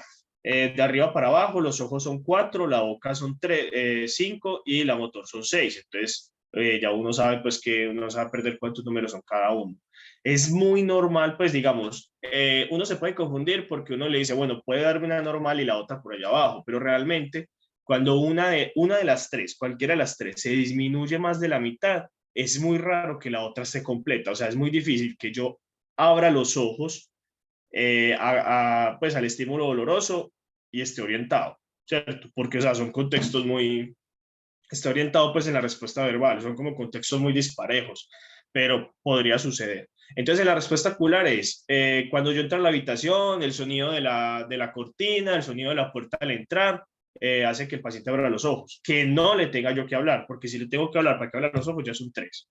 Y si le tengo que hacer un estímulo doloroso, que puede ser en el esternón, puede ser en la región supraorbitaria, en el lecho ungueal, ya es un 2. Y si no responde con ninguna de esas, es un 1. Entonces, claro, si no responde en un 1 acá, es muy raro. Puede tener respuestas motoras diferentes, porque puede moverse, pero es muy raro que el paciente te hable ahí si no tiene respuesta ocular. Puede balbucear y tal. Entonces, lo que le quiero decir es, si me queda un parámetro, si yo me concentro en un parámetro, el parámetro está depletado, está bajísimo, yo ya sé que los otros los voy a buscar por números bajitos. No me voy a ir a que sean, pues, a que esté normal o a que tenga alguna alteración que sea confusa. En la respuesta verbal, entonces, orientado, ¿qué es orientado? Que hable conmigo y me responda las 3 esferas. ¿Qué son las 3 esferas? Tiempo, persona y lugar. Tiempo, señor, ¿en qué año estamos? Y señor, ¿qué día es? No le van a preguntar la hora, pues porque el paciente entre el accidente, entre el hospital, pues ya no va a saber ni qué hora son. Y el lugar, el paciente debe saber si verdaderamente está orientado, debe saber que está en un contexto hospitalario. Y lo otro es que la persona, el señor, ¿usted cómo se llama? ¿Cierto? Todos aquí sabemos el nombre de cada. Listo. Entonces ya cuando el paciente está confuso es que no responda bien a 2 de las 3 esferas, ¿cierto? O que el paciente responda a cosas incoherentes, pues que sea capaz de formar una oración que tenga coherencia, pero que no tenga coherencia con la pregunta que yo le estoy haciendo.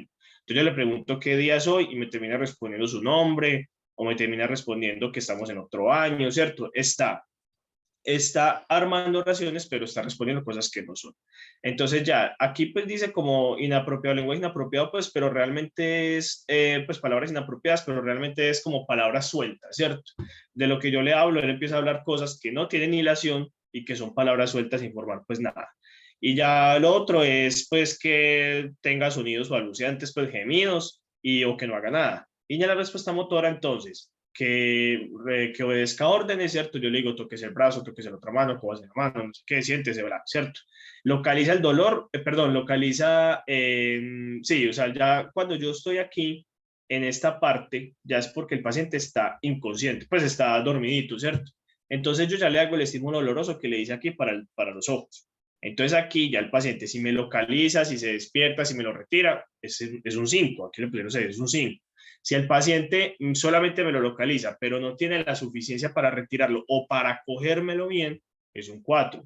Si el paciente hace una flexión que es anormal, es una flexión que es con el pulgar dentro de la mano así pues empuñada, los codos arriba y los pies también son en extensión, en inversión y en flexión y en un poquito de rotación interna, pues esta es extensión, pero más o menos para mostrarles lo que pasa en esta cosa, eso ya me habla de la desdecorticación, es decir, que la corteza cerebral de este paciente se desconectó con el resto del sistema cerebral y el cuerpo. O sea, ya es tanto el daño que ya la corteza está jodidita. Y la otra es la extensión, que entonces la extensión también es lo mismo, extensión de los pies con inversión, rotación interna y una extensión que es siempre así con dorsiflexión o flexión de la muñeca, ¿cierto? Esta es peor porque esa es una extensión anormal que me dice a mí que el paciente está descerebrado. Si usted dice que usted está descerebrado, es porque básicamente no hay mucho que hacer con su cerebro, ¿cierto? Lastimosamente. Entonces, ya siguiendo pues con la evaluación pupilar que hemos hablado ahora, la anisocoria es que las pupilas sean de diferente tamaño. Ustedes saben que eso se hace con el reflejo automotor directo y consensuado. El consensuado es que pues yo le alumbro un ojo y el otro, aunque no tenga la luz, también debe hacer reactividad. Eso es de acuerdo a dos pares craneales, que es el 2 y el 3. El 2 es quien recibe la luz y el 3 es quien hace la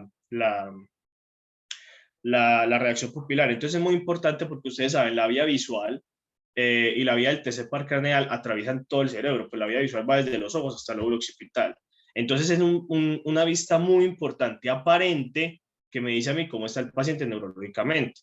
Entonces ahí está eso es una cosa muy compleja, pues, y a todos nos martirizó Isabel con eso, porque ella le ponía a uno, si tiene fotomotor en un lado y consensuado en el otro, no, entonces, ¿qué? Si tiene fotomotor, no, no tiene fotomotor en ninguno, que si tiene no sé qué, ¿cierto? Porque es de acuerdo a cómo se reciba la señal y a cómo salga en el 3, pues a cómo le responda en el 3. Y ya la evaluación motora, de manera aparente, pues ver que no hayan esas posturas anormales que ya habíamos hablado, y si no, entonces ya mirar la fuerza y asimetría pues en ambos lados, buscando un síndrome de motoneurona superior. Y entonces lo que les había hablado ahora, si las lesiones de decorticación es por encima del mesencéfalo, que era la lesión la hernia transtentorial que nos había mostrado Juan, y la descerebración, que es ya mucho más caudal, que puede pasar con la hernia de Uncus y con la hernia de la amigdalina, que son mucho peores y ya pues pueden tener mucho mal pronóstico. Las pruebas diagnósticas de laboratorio son, pues agudamente, son limitadas, realmente no sirven para nada un hemograma o algo así en ese momento, pero sí podría utilizarse para encontrar la causa que llevó al TEC posterior a la estabilización del paciente y para ver, pues, si el paciente estaba pues como con hipoglicemia, puede haber sido una paciente diabética, ¿cierto? Que antes de iniciar una cetosis diabética, pues el cuerpo entró en un estado de hipoglicemia, pues no la sangre, sino los tejidos, y entonces ¡pam! Cayó mareada y se cayó por las escaleras y terminó en urgencias. O un paciente con alcoholemia, un paciente con tóxicos en orina. Y para el manejo posterior sí es muy importante el hemograma y los electrolitos. ¿Por qué? Porque con tanta metida de líquidos y tanta sacada de líquidos y todo el rollo, los electrolitos se pueden desbalancear, ¿cierto? Entonces es muy importante porque justamente el sodio es de los que también puede generar lesiones, pues como alteraciones del sistema nervioso central. Y el hemograma es porque en los TEC penetrantes pueden haber entrada de microorganismos. Entonces, a los pacientes les puede dar una meningitis, una cefalitis o unas cosas pues posteriores a la estabilización. Entonces yo digo, no, el paciente ya está súper bien, le hicimos la cirugía, ya está pues con la presión súper bien, pero un momento a otro empieza con leucocitosis, un momento a otro empieza con plaquetopenia, un momento a otro empieza con la PCR elevada, ¿cierto? Entonces hay que estará pasando. Y ya lo otro, pues, son las neuroimágenes, que ahorita lo decía Alejo, que pues, la base, el pilar de esto para todo TEC, leve, moderado, severo, lo que sea, el taxiple de cráneo es la base. ¿Por qué? Porque es que muestra las hemorragias, muestra el edema, muestra isquemias, muestra signos indirectos de la PIC, muestra el efecto de masas, la línea media corriéndose, las hernias, los hematomas, ¿cierto? Todas esas cosas. Y entonces yo le tomo pues como unos cosos que me dice el radiólogo, porque uno no sabe leer radiografías y menos como médico, tomografías y menos como médico general. Le dice a uno, ve, este paciente tiene borramiento de la cisterna basal, este paciente tiene desviación de la línea media, este paciente tiene hematoma epidural, ¿cierto? Uno suma todo eso y el puntaje de Rotterdam se usa para ver por TAC. Ahorita les dije que otras formas de predecir la mortalidad de sus pacientes era por TAC. El TAC sirve para saber si tiene todo eso, pues pucha, puede que tenga un 61% de probabilidad de morir, 53, 26, ¿cierto? Entonces ahí es donde uno va como tomando daticos que me puedan servir para saber cómo le va a mi paciente. Las manifestaciones más comunes los mencionó pues Juan, entonces voy a pasar súper rápido por esto, solamente es como hacer énfasis en la clínica. El hematoma epidural, grábense esto, que se presenta clínicamente como un intervalo lúcido, es decir, pareciera que fuera un delirium. Y eso hay que diferenciarlo muy bien del delirium, porque el delirium tiene fluctuación del estado de conciencia. Entonces, los pacientes con hematoma epidural en contexto de TEC, que en el leve también pueden presentar eso, pues más el escenario intrahospitalario y todo eso, pueden presentar delirium, pero también puede ser un hematoma epidural. Entonces el paciente viene, pierde la conciencia, después se despierta, es súper relajado, después es confuso, después vuelve a echar, ¿cierto? Entonces es muy importante diferenciarlo. Sí, pues si esta cosa se expande muy rápido, pues el paciente pierde la conciencia mucho más rápido y de manera constante. Miren aquí que hay desviación de la línea media, lo que les decía ahora, y todo esto va sumando para ser predictores de mortalidad. El hematoma subdural, como ya es por debajo de la dura madre, entonces ya no hay pues como una cosa que lo delimite, entonces ya el cerebro se estripa hacia allá y forma una C, ¿cierto? Entonces forma con una media luna. Entonces, estos es muy importante, muchachos, y póngame por favor atención aquí, porque estos hematomas pueden ser debido también a pequeños traumas. Entonces, ¿qué va a pasar? Yo tuve pues una familiar que tuvo pues como este problema, y es que la paciente empezó, no sabemos, ni siquiera se acuerda si se cayó, no se cayó, qué le pasó, pero resulta que empezó con un dolor de cabeza, una cefalea, no sé qué, banderas rojas de cefalea, le hicieron TAC y resulta que tenía una hemorragia subdural, ¿cierto? Y una paciente completamente asintomática. Entonces, pilas, que ahí es muy importante lo que decía Alejandro, de esa evolución crónica de los pacientes con TEG leve y el control que se le tiene que tener.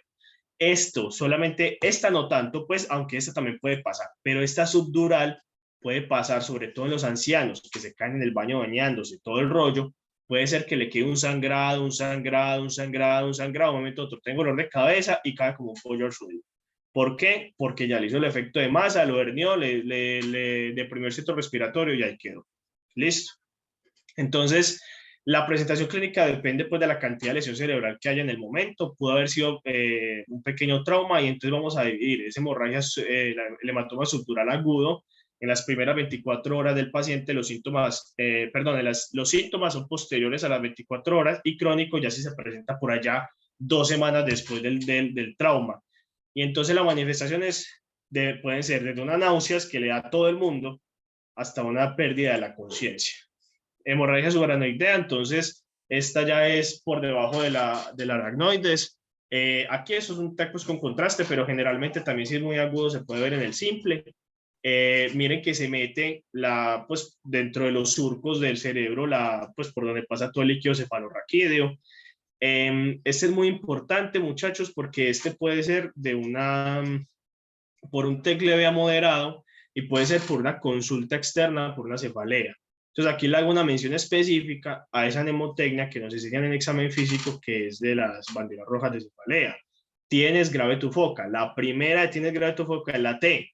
Es una T de trauma. ¿Qué trauma? Trauma encefalocraneano. ¿Qué puede ser? Hemorragia subaracnoidea. ¿Qué le hago? Taxiplecran. Entonces siempre recuerden, un paciente que tenga una cefalea, que me llega a consulta por una cefalea posterior a un trauma, a ese paciente sí o sí le tengo que hacer un taxiplecran.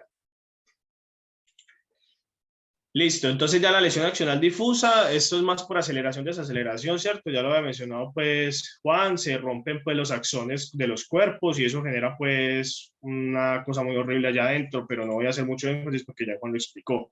La contusión cerebral, lesión primaria, no secundaria, primaria del cerebro, genera la ruptura de un vaso que puede empezar a generar un hematoma, y ese sí genera pues depende de donde sea, si en la corteza sensitiva motora puede generar focalizaciones, ¿cierto?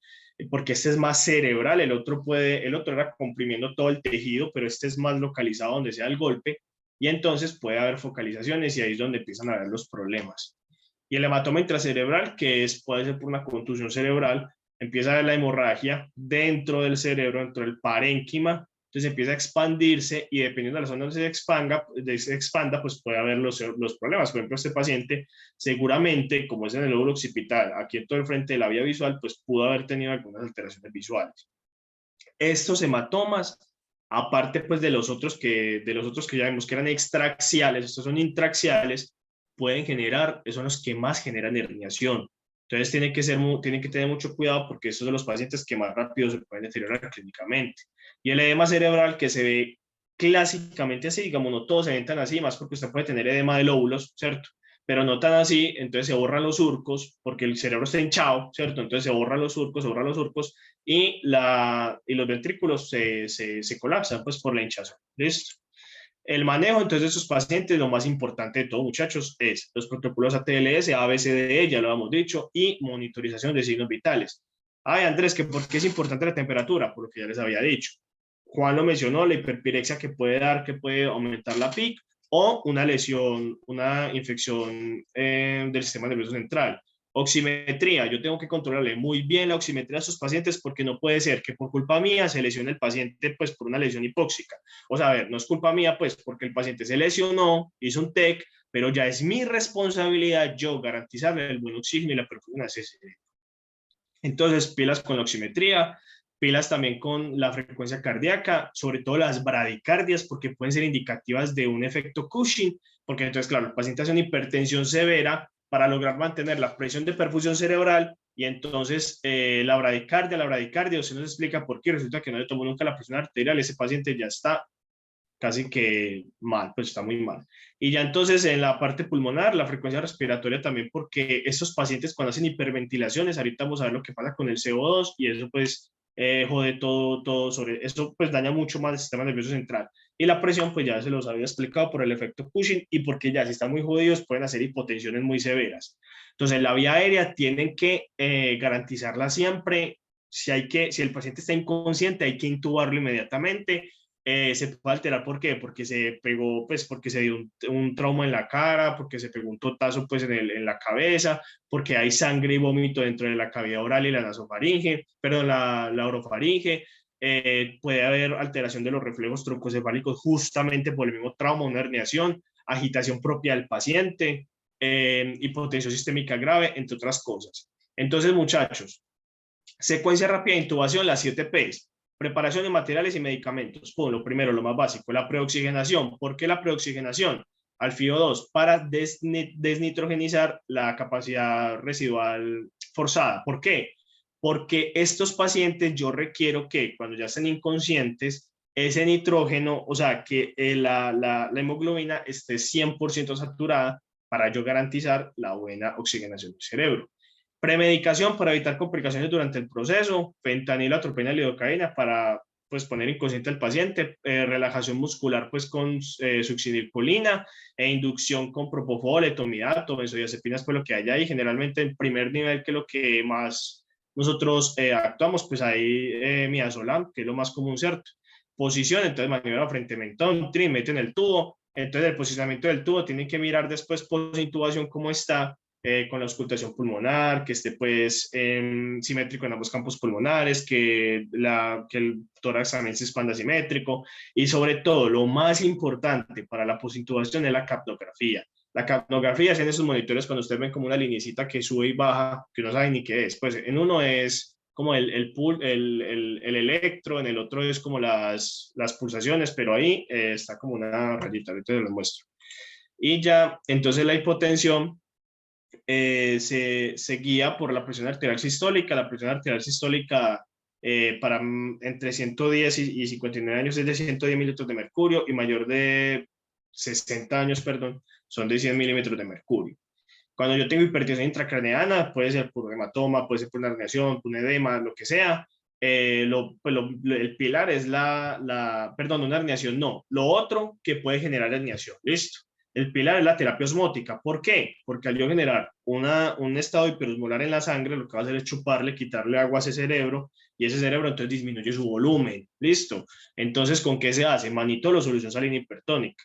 La solución salina hipertónica tiene que estar monitorizándose el sodio hasta que no suba más de 160. Es decir, yo le estoy induciendo a mi paciente una hipernatremia. El manitol tiene algunos beneficios, pues disminuye rápidamente la PIC, es un estabilizador eficaz del ROS porque puede, pues barre con todo eso inmediatamente, no permite que llegue más oxígeno del que el cerebro necesita, entre comillas, ¿cierto? Entonces no se genera tanto radical de oxígeno y entonces disminuye pues el daño cerebral. Entonces, el manitol se prefiere sobre la solución salina hipertónica porque es que la solución salina hipertónica es más fácil que sobrecargue líquido. Si yo le meto al paciente manitol va a ser una diuresis osmótica, pero eso no va a ser tan problemático luego como si tuviera una sobrecarga de líquidos. Los efectos adversos, entonces el manitol puede precipitar una insuficiencia renal, eso es muy importante, entonces pilas con los pacientes que tengan pues una enfermedad renal crónica, una precipitación o sea, pueden generar una hipotensión por la diuresis osmótica y pueden tener un efecto paradójico porque al aumentar la PIC. ¿Por qué? Porque al yo chuparle rápidamente, al disminuir rápidamente el volumen cerebral, puede que el hematoma se despegue donde esté y ya ese hematoma que había hecho algo de coágulo se despega y está por otra vez el punto de sangrado, entonces puede otra vez volver a aumentar el sangrado en el cerebro. La hiperventilación, muchachos, esto es lo más importante y les hago mucho énfasis porque es que, pues a mí se me daría mucho pesar que algo iatrogénico sea lo que mata al paciente, ¿cierto? Entonces, si yo ya sé, o sea, en el cuerpo, digamos que hay disminución de los niveles de dióxido de carbono. ¿Por qué? Porque el paciente está hiperventilando. El oxígeno no se pega tan fácil, pero el dióxido de carbono sí sale muy fácil. Entonces el paciente barre con el dióxido de carbono.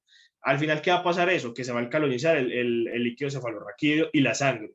Entonces, eso a la final va a generar una vasoconstricción y esa vasoconstricción va a disminuir dos cosas, el flujo sanguíneo cerebral y va a disminuir el volumen sanguíneo que hay en todo el cerebro.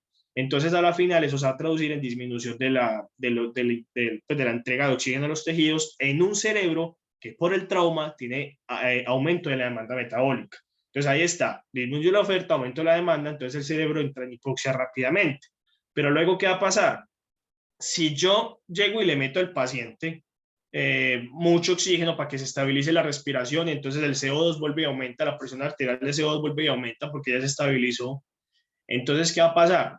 Se va a normalizar, pues va a ser como un time buffering que se va a estabilizar el pH por un momento y entonces, ¡pum!, se van a vasodilatar los vasos de golpe y entonces eso va a generar una lesión por reperfusión. Entonces, ¿cuál es el objetivo con estos pacientes? Lo que decía Juan al principio, la hiperventilación se creía que era una terapia buena para estos pacientes, pero no. El objetivo es, sí, darles oxígeno, sí, intubarlos, pero mantener esa presión arterial de CO2 entre 35 y 45 minutos de mercurio. Es decir, ni tanto que queme al santo, ni tampoco que no lo alumbre. ¿Listo? ¿Para qué? Porque si yo genero una alta PaCO2, entonces voy a generar aumento de la PIC.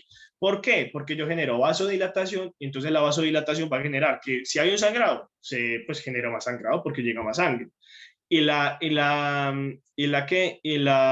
si yo le doy una PaCO2 baja, es decir, no le doy el oxígeno que el paciente necesita, no le llega suficiente su flujo sanguíneo cerebral y entonces va a haber una hipoxia y posterior isquemia. ¿Listo? Y para el síndrome de herniación cerebral, lo único que se puede hacer es, si ya llegó el síndrome de herniación cerebral, que es lo que no debería haber llegado porque yo muy juicioso le intenté bajar la PIC, yo lo que hago es que le mando ese paciente para quirófano rápidamente porque le tienen que hacer una craniotomía para abrirle espacio al cerebro, ¿cierto? Hay una trepanación que es de emergencia, yo la verdad no sé si la harán aquí en Colombia, pues eso está en el libro de Rosen, pero no, o sea, no sé si en urgencia se hace una craniotomía de manera, pues una trepanación de manera emergente para que luego un cirujano, un neurocirujano vaya y le haga la craniotomía formal. ¿Y qué pacientes no se benefician? Pues pacientes que tengan un esfuerzo respiratorio errático ausente, pacientes con pupilas fijas y dilatadas, sin movimientos oculares espontáneos y pacientes con la postura de descerebración, que son los que peor pronóstico tienen. Y ya por último, entonces las convulsiones pueden desarrollarse en el 12% de los pacientes, se van a llamar tempranas si son dentro de los 7 días al trauma o tardías si son después de los 7 días. Y entonces, ¿qué va a pasar con esto? Que genera hipoxia, genera hipercapnia, genera liberación de neurotransmisores excitatorios, aumenta la PIC. Entonces, a esos pacientes hay que darles profilaxis anticonvulsivante, se tiene que dar. ¿Con qué se le da? Midazolam a 0,2 miligramos kilo hasta un máximo de 10 miligramos. Listo. Y la profilaxis antibiótica es discutida, solamente se da en TEC penetrante, pues porque, o sea, te pueden entrar bacterias, y entonces se utiliza un régimen de amplio espectro, el metronidazol, gentamicina y vancomicina. Y entonces, ¿eso qué cubre? Estafilococo, bacilo gram negativos y anaerobios. Bueno, muchachos, yo voy a hablar como más o menos del abordaje y manejo que nosotros podemos darle a estos pacientes a nivel prehospitalario. La verdad, pues la charla que voy a dar es como más bien específicamente cómo sería el manejo, ya que lo que nosotros tenemos que tratar es de cuidar a ese paciente que puede presentar todas las lesiones y abordajes que ya dieron los compañeros. Entonces, como el primero y para nosotros es demasiado importante, inclusive para la entrega de los pacientes en urgencias, es ver la cinemática del trauma, ya que esto nos habla a nosotros si un paciente realmente tiene TEC o no, o nosotros podemos sospecharlo sin ni siquiera haber visto al paciente. Entonces nosotros, el conocimiento de los mecanismos de la lesión es crítico pues para todos los pacientes de trauma, ya que puede uno identificar los patrones específicos de las lesiones que tiene. En especial, por ejemplo, en los pacientes de TEC. Estos datos generalmente se pueden dar como nosotros encontramos, digamos, si es en un accidente de tránsito, cómo encontramos el vehículo, si el paciente venía, digamos, de motociclista, si venía con casco o no, cuánto fue eyectado o no de la motocicleta. Si en el carro, esa imagen que tenemos ahí, que es como una arañita, eso se llama ojo de buey. Eso es muy típico y es muy conocido por que nosotros vemos. Si nosotros vemos esa lesión en el parabrisas de un carro en un paciente, posiblemente ese paciente tenga un TEC. O, por ejemplo, si es una emergencia médica, un paciente, digamos, como nos lo mencionaba Andrés, un abuelito que se cayó hace 2 días y que en el momento presenta mareos, que presenta, pues, como síntomas neurológicos, a nosotros nos lo pueden decir los testigos en ese caso, ¿quiénes son? Los familiares. Ah, sí, es que ella se cayó hace 2 días, entonces en esas... Andrés, ¿vas a decir algo? No, no, espérate. Espérate que se me movió esto y no sé cómo cuadrarlo. ¡Ayuda! Ya, ahí sí. Tranquilo. Como decía, pues en estos casos siempre se debe buscar como nosotros, como personas de prehospitalaria o como primer respondientes, porque en cualquier momento podemos estar nosotros de primer respondientes, acerca de los datos. Entonces, lo primero que decía, o muy parecido a lo que nos decía Andrés, nosotros tenemos una valoración primaria agregándole una letra que es la X. La X siempre se debe tratar de primera, que son las hemorragias exsanguinantes, que son todas aquellas hemorragias que me pueden afectar o me pueden generar un riesgo mortal para el paciente, inclusive mucho más que el TEC. Entonces, en estos casos, que son? Generalmente son sangrados que provienen de arteriales y que necesitan ser tratados, por ejemplo, pues, con un protocolo de homeostasis de hemorragias o inclusive con torniquetes. En vía aérea, inmovilización cervical para nosotros es muy importante porque, como decía Alejo, y como han dicho todos los compañeros, generalmente los TEC, inclusive y principalmente los accidentes de tránsito, vienen acompañados de lesiones cervicales, en especial por el síndrome del latigazo, que es el famoso que la cabeza genera esto, ¿cierto? Como ya sabemos, pues todos a nivel cervical pasan demasiadas estructuras importantes, inclusive el nervio frénico, que nos puede a nosotros lesionar la respiración, pues que es el nervio que irriga el diafragma.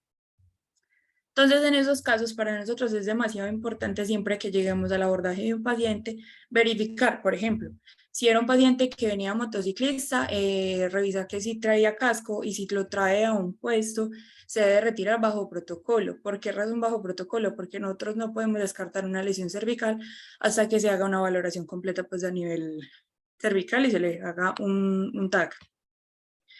Entonces, en esos casos, nosotros como primer respondientes podemos generar una inmovilización manual. La inmovilización manual es la imagen que ven al ladito del texto, que es como una C, se le conoce como C y E.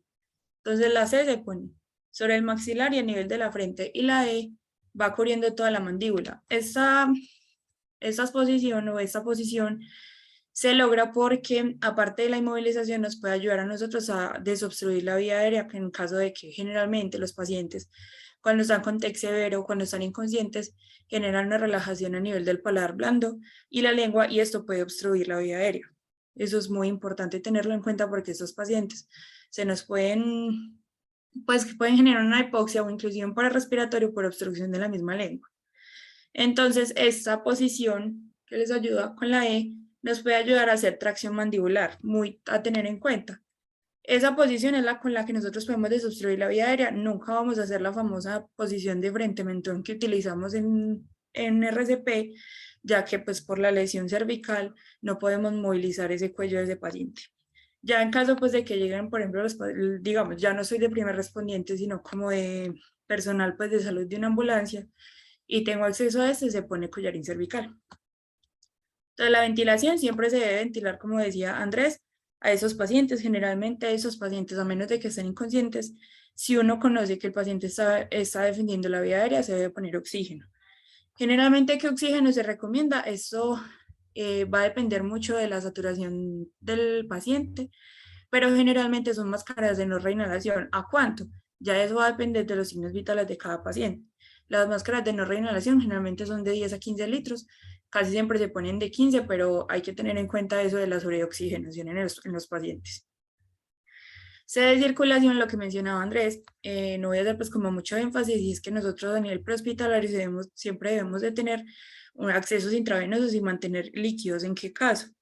porque los pacientes no sabemos en qué momento nos puede llegar, digamos, que entrar el paro, entonces eso nos puede ayudar como accesos para medicamentos y también como acceso al mantenimiento para presiones arteriales.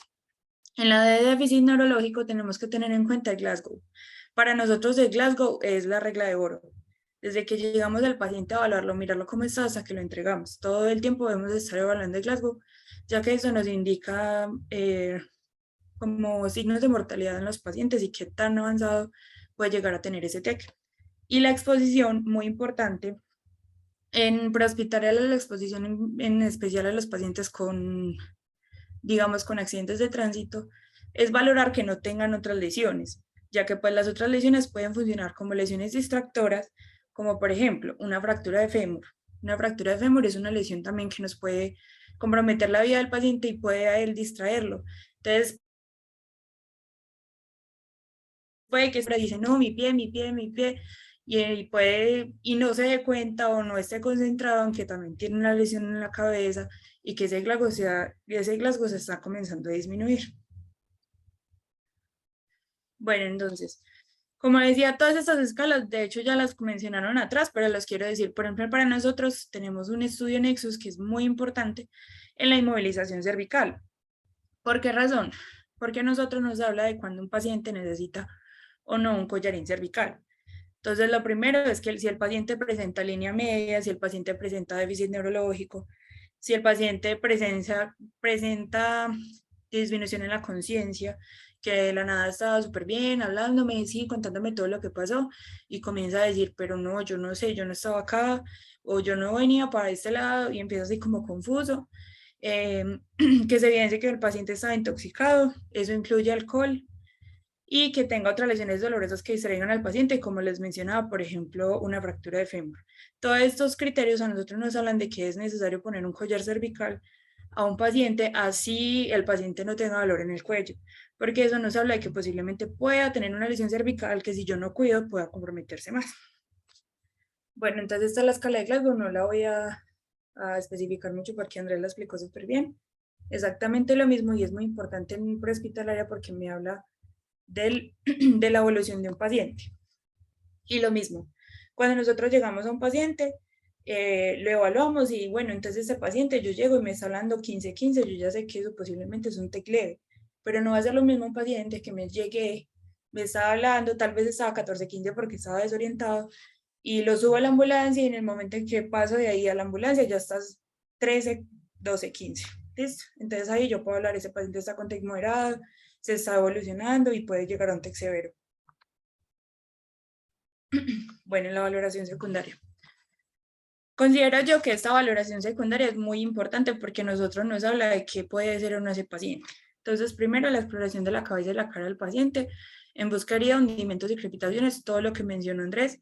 Nosotros debemos buscar en prehospitalaria, como él mostraba, por ejemplo, la herida en el cuero cabelludo que nos mostró, que nosotros como prehospitalario, como primer respondiente, siempre debemos verificar que aparte del sangrado, que es normal porque un cuero cabelludo sangra mucho, verificar que ese paciente no tenga una depresión ósea, que no tenga signos de crepitación, que me estén hablando a mí que aparte de la lesión que tiene, puede tener una fractura de cráneo. Evaluar el reflejo pupilar y la sucoria, lo mismo que nos mencionó Andrés. Debemos evaluar pues que este paciente no me esté hablando de unas herniaciones a nivel cerebral. Observar en el cuello, lo que ya habíamos hablado, pues deformidades óseas, porque para nosotros es muy importante a la hora de movilizar un paciente. Revisar la movilidad en extremidades y la hipohipersensibilidad, que el paciente sí sea capaz de sentir, porque eso nos puede hablar pues de unas lesiones. Observar salida de líquido por nariz o conductos auditivos, que era lo que nos decían Andrés, que era la salida de líquido cefalorraquídeo. Un tip que les voy a dar en el nivel prehospitalario es que para identificar, porque generalmente, por ejemplo, a nivel de conductos auditivos, cuando nosotros tenemos salida de líquido cefalorraquídeo, no siempre sale solamente el líquido, sale también con sangre. Entonces, una manera de, por ejemplo, hacerlo no es muy, como le digo, no es muy sensible, pero funciona, y es poner una gasa y voltear al paciente o acercarle a ese líquido así. Eso primero va a ser una manchita roja. Si eso tiene líquido cefalorraquídeo, empieza a hacer un halo, como está en la imagen ahí, y es que hace como sí, literalmente un halo al lado del círculo rojito. Eso a mí me habla de que posiblemente esa sangre o ese líquido que está saliendo por el conducto auditivo tenga líquido cefalorraquídeo.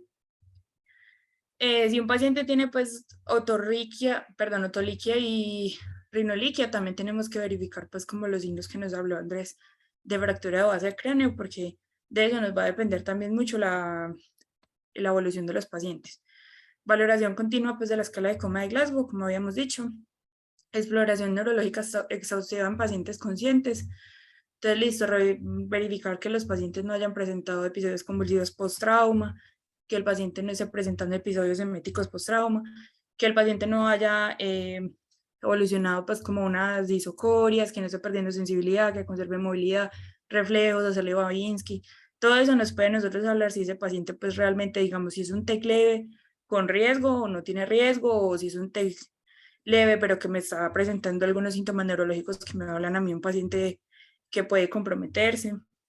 Los antecedentes que son pues como esa la mnemotecnia sample, que son síntomas, alergias, medicamentos, patologías, la última ingesta y eventos que sean importantes para los pacientes. Por ejemplo, el caso que les ponía al inicio, de que nos llaman porque hay una adulto mayor que se cayó hace 2 días. Entonces el evento importante es mencionar, cuando yo llegue al servicio de urgencias, decirle al doctor, vea, la paciente está presentando esto, pero hay un evento muy importante y es que fue que hace 2 días tuvo una caída, tuvo un trauma en cabeza, ¿cierto?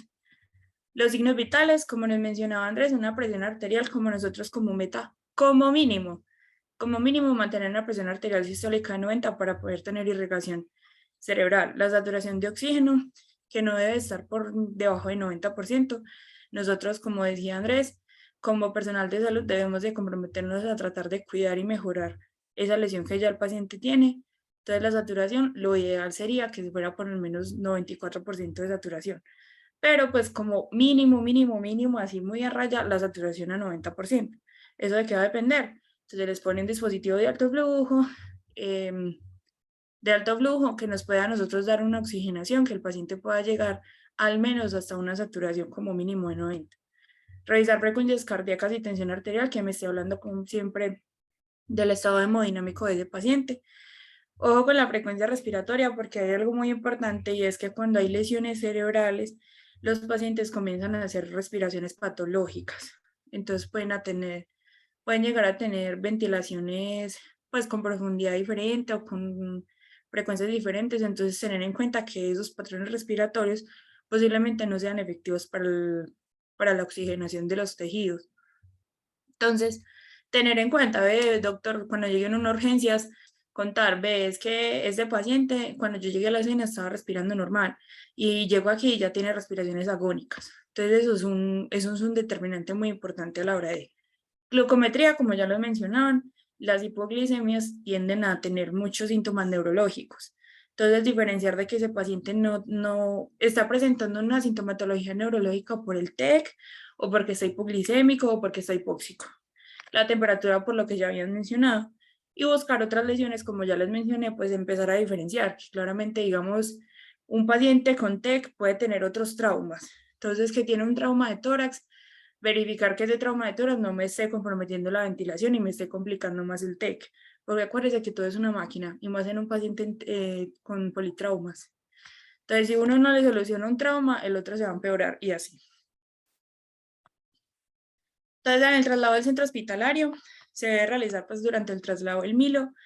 En pacientes conscientes, se debe totalmente monitorizar, estar hablando, estar evaluando la escala de coma de Glasgow, como sabemos.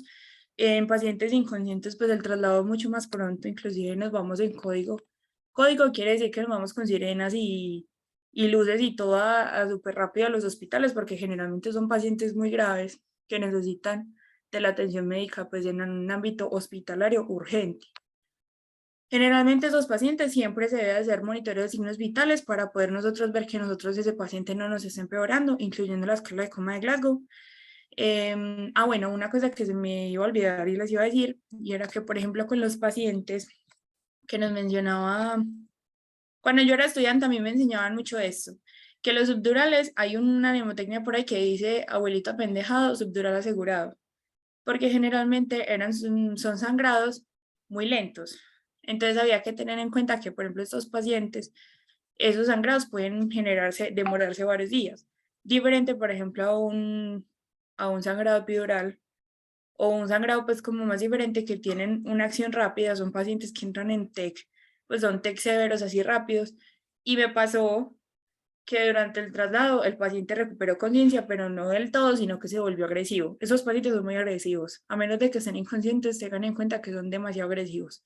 ¿Por qué? Por la hipoxia, por el sangrado que tienen en el cerebro.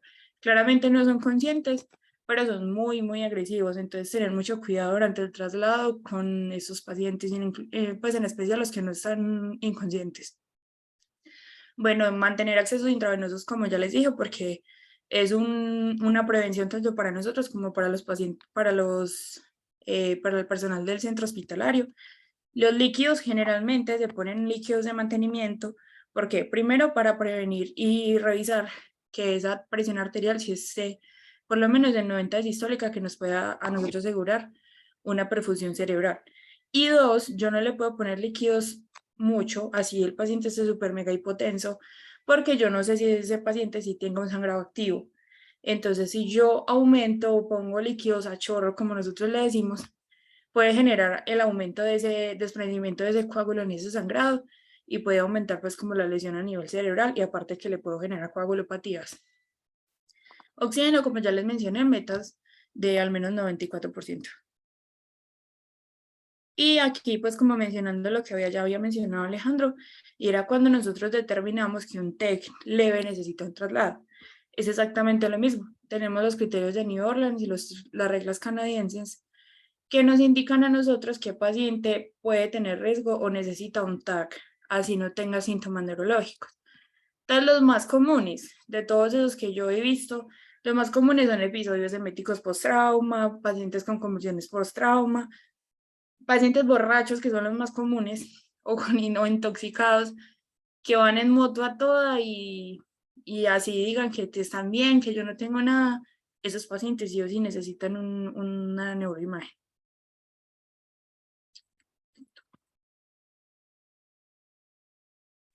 Listo, muchachos. Muchas gracias por su paciencia. Yo sé que fue muy extensa, al final ya estaban dormidos, pues, pero ya hicimos el esfuerzo porque sí es un tema muy, muy largo y nos hubiera gustado, pues, haber hecho mucho más énfasis, pero, pues, ya vieron que no da el tiempo. Espero, pues, que les haya gustado y gracias por la atención.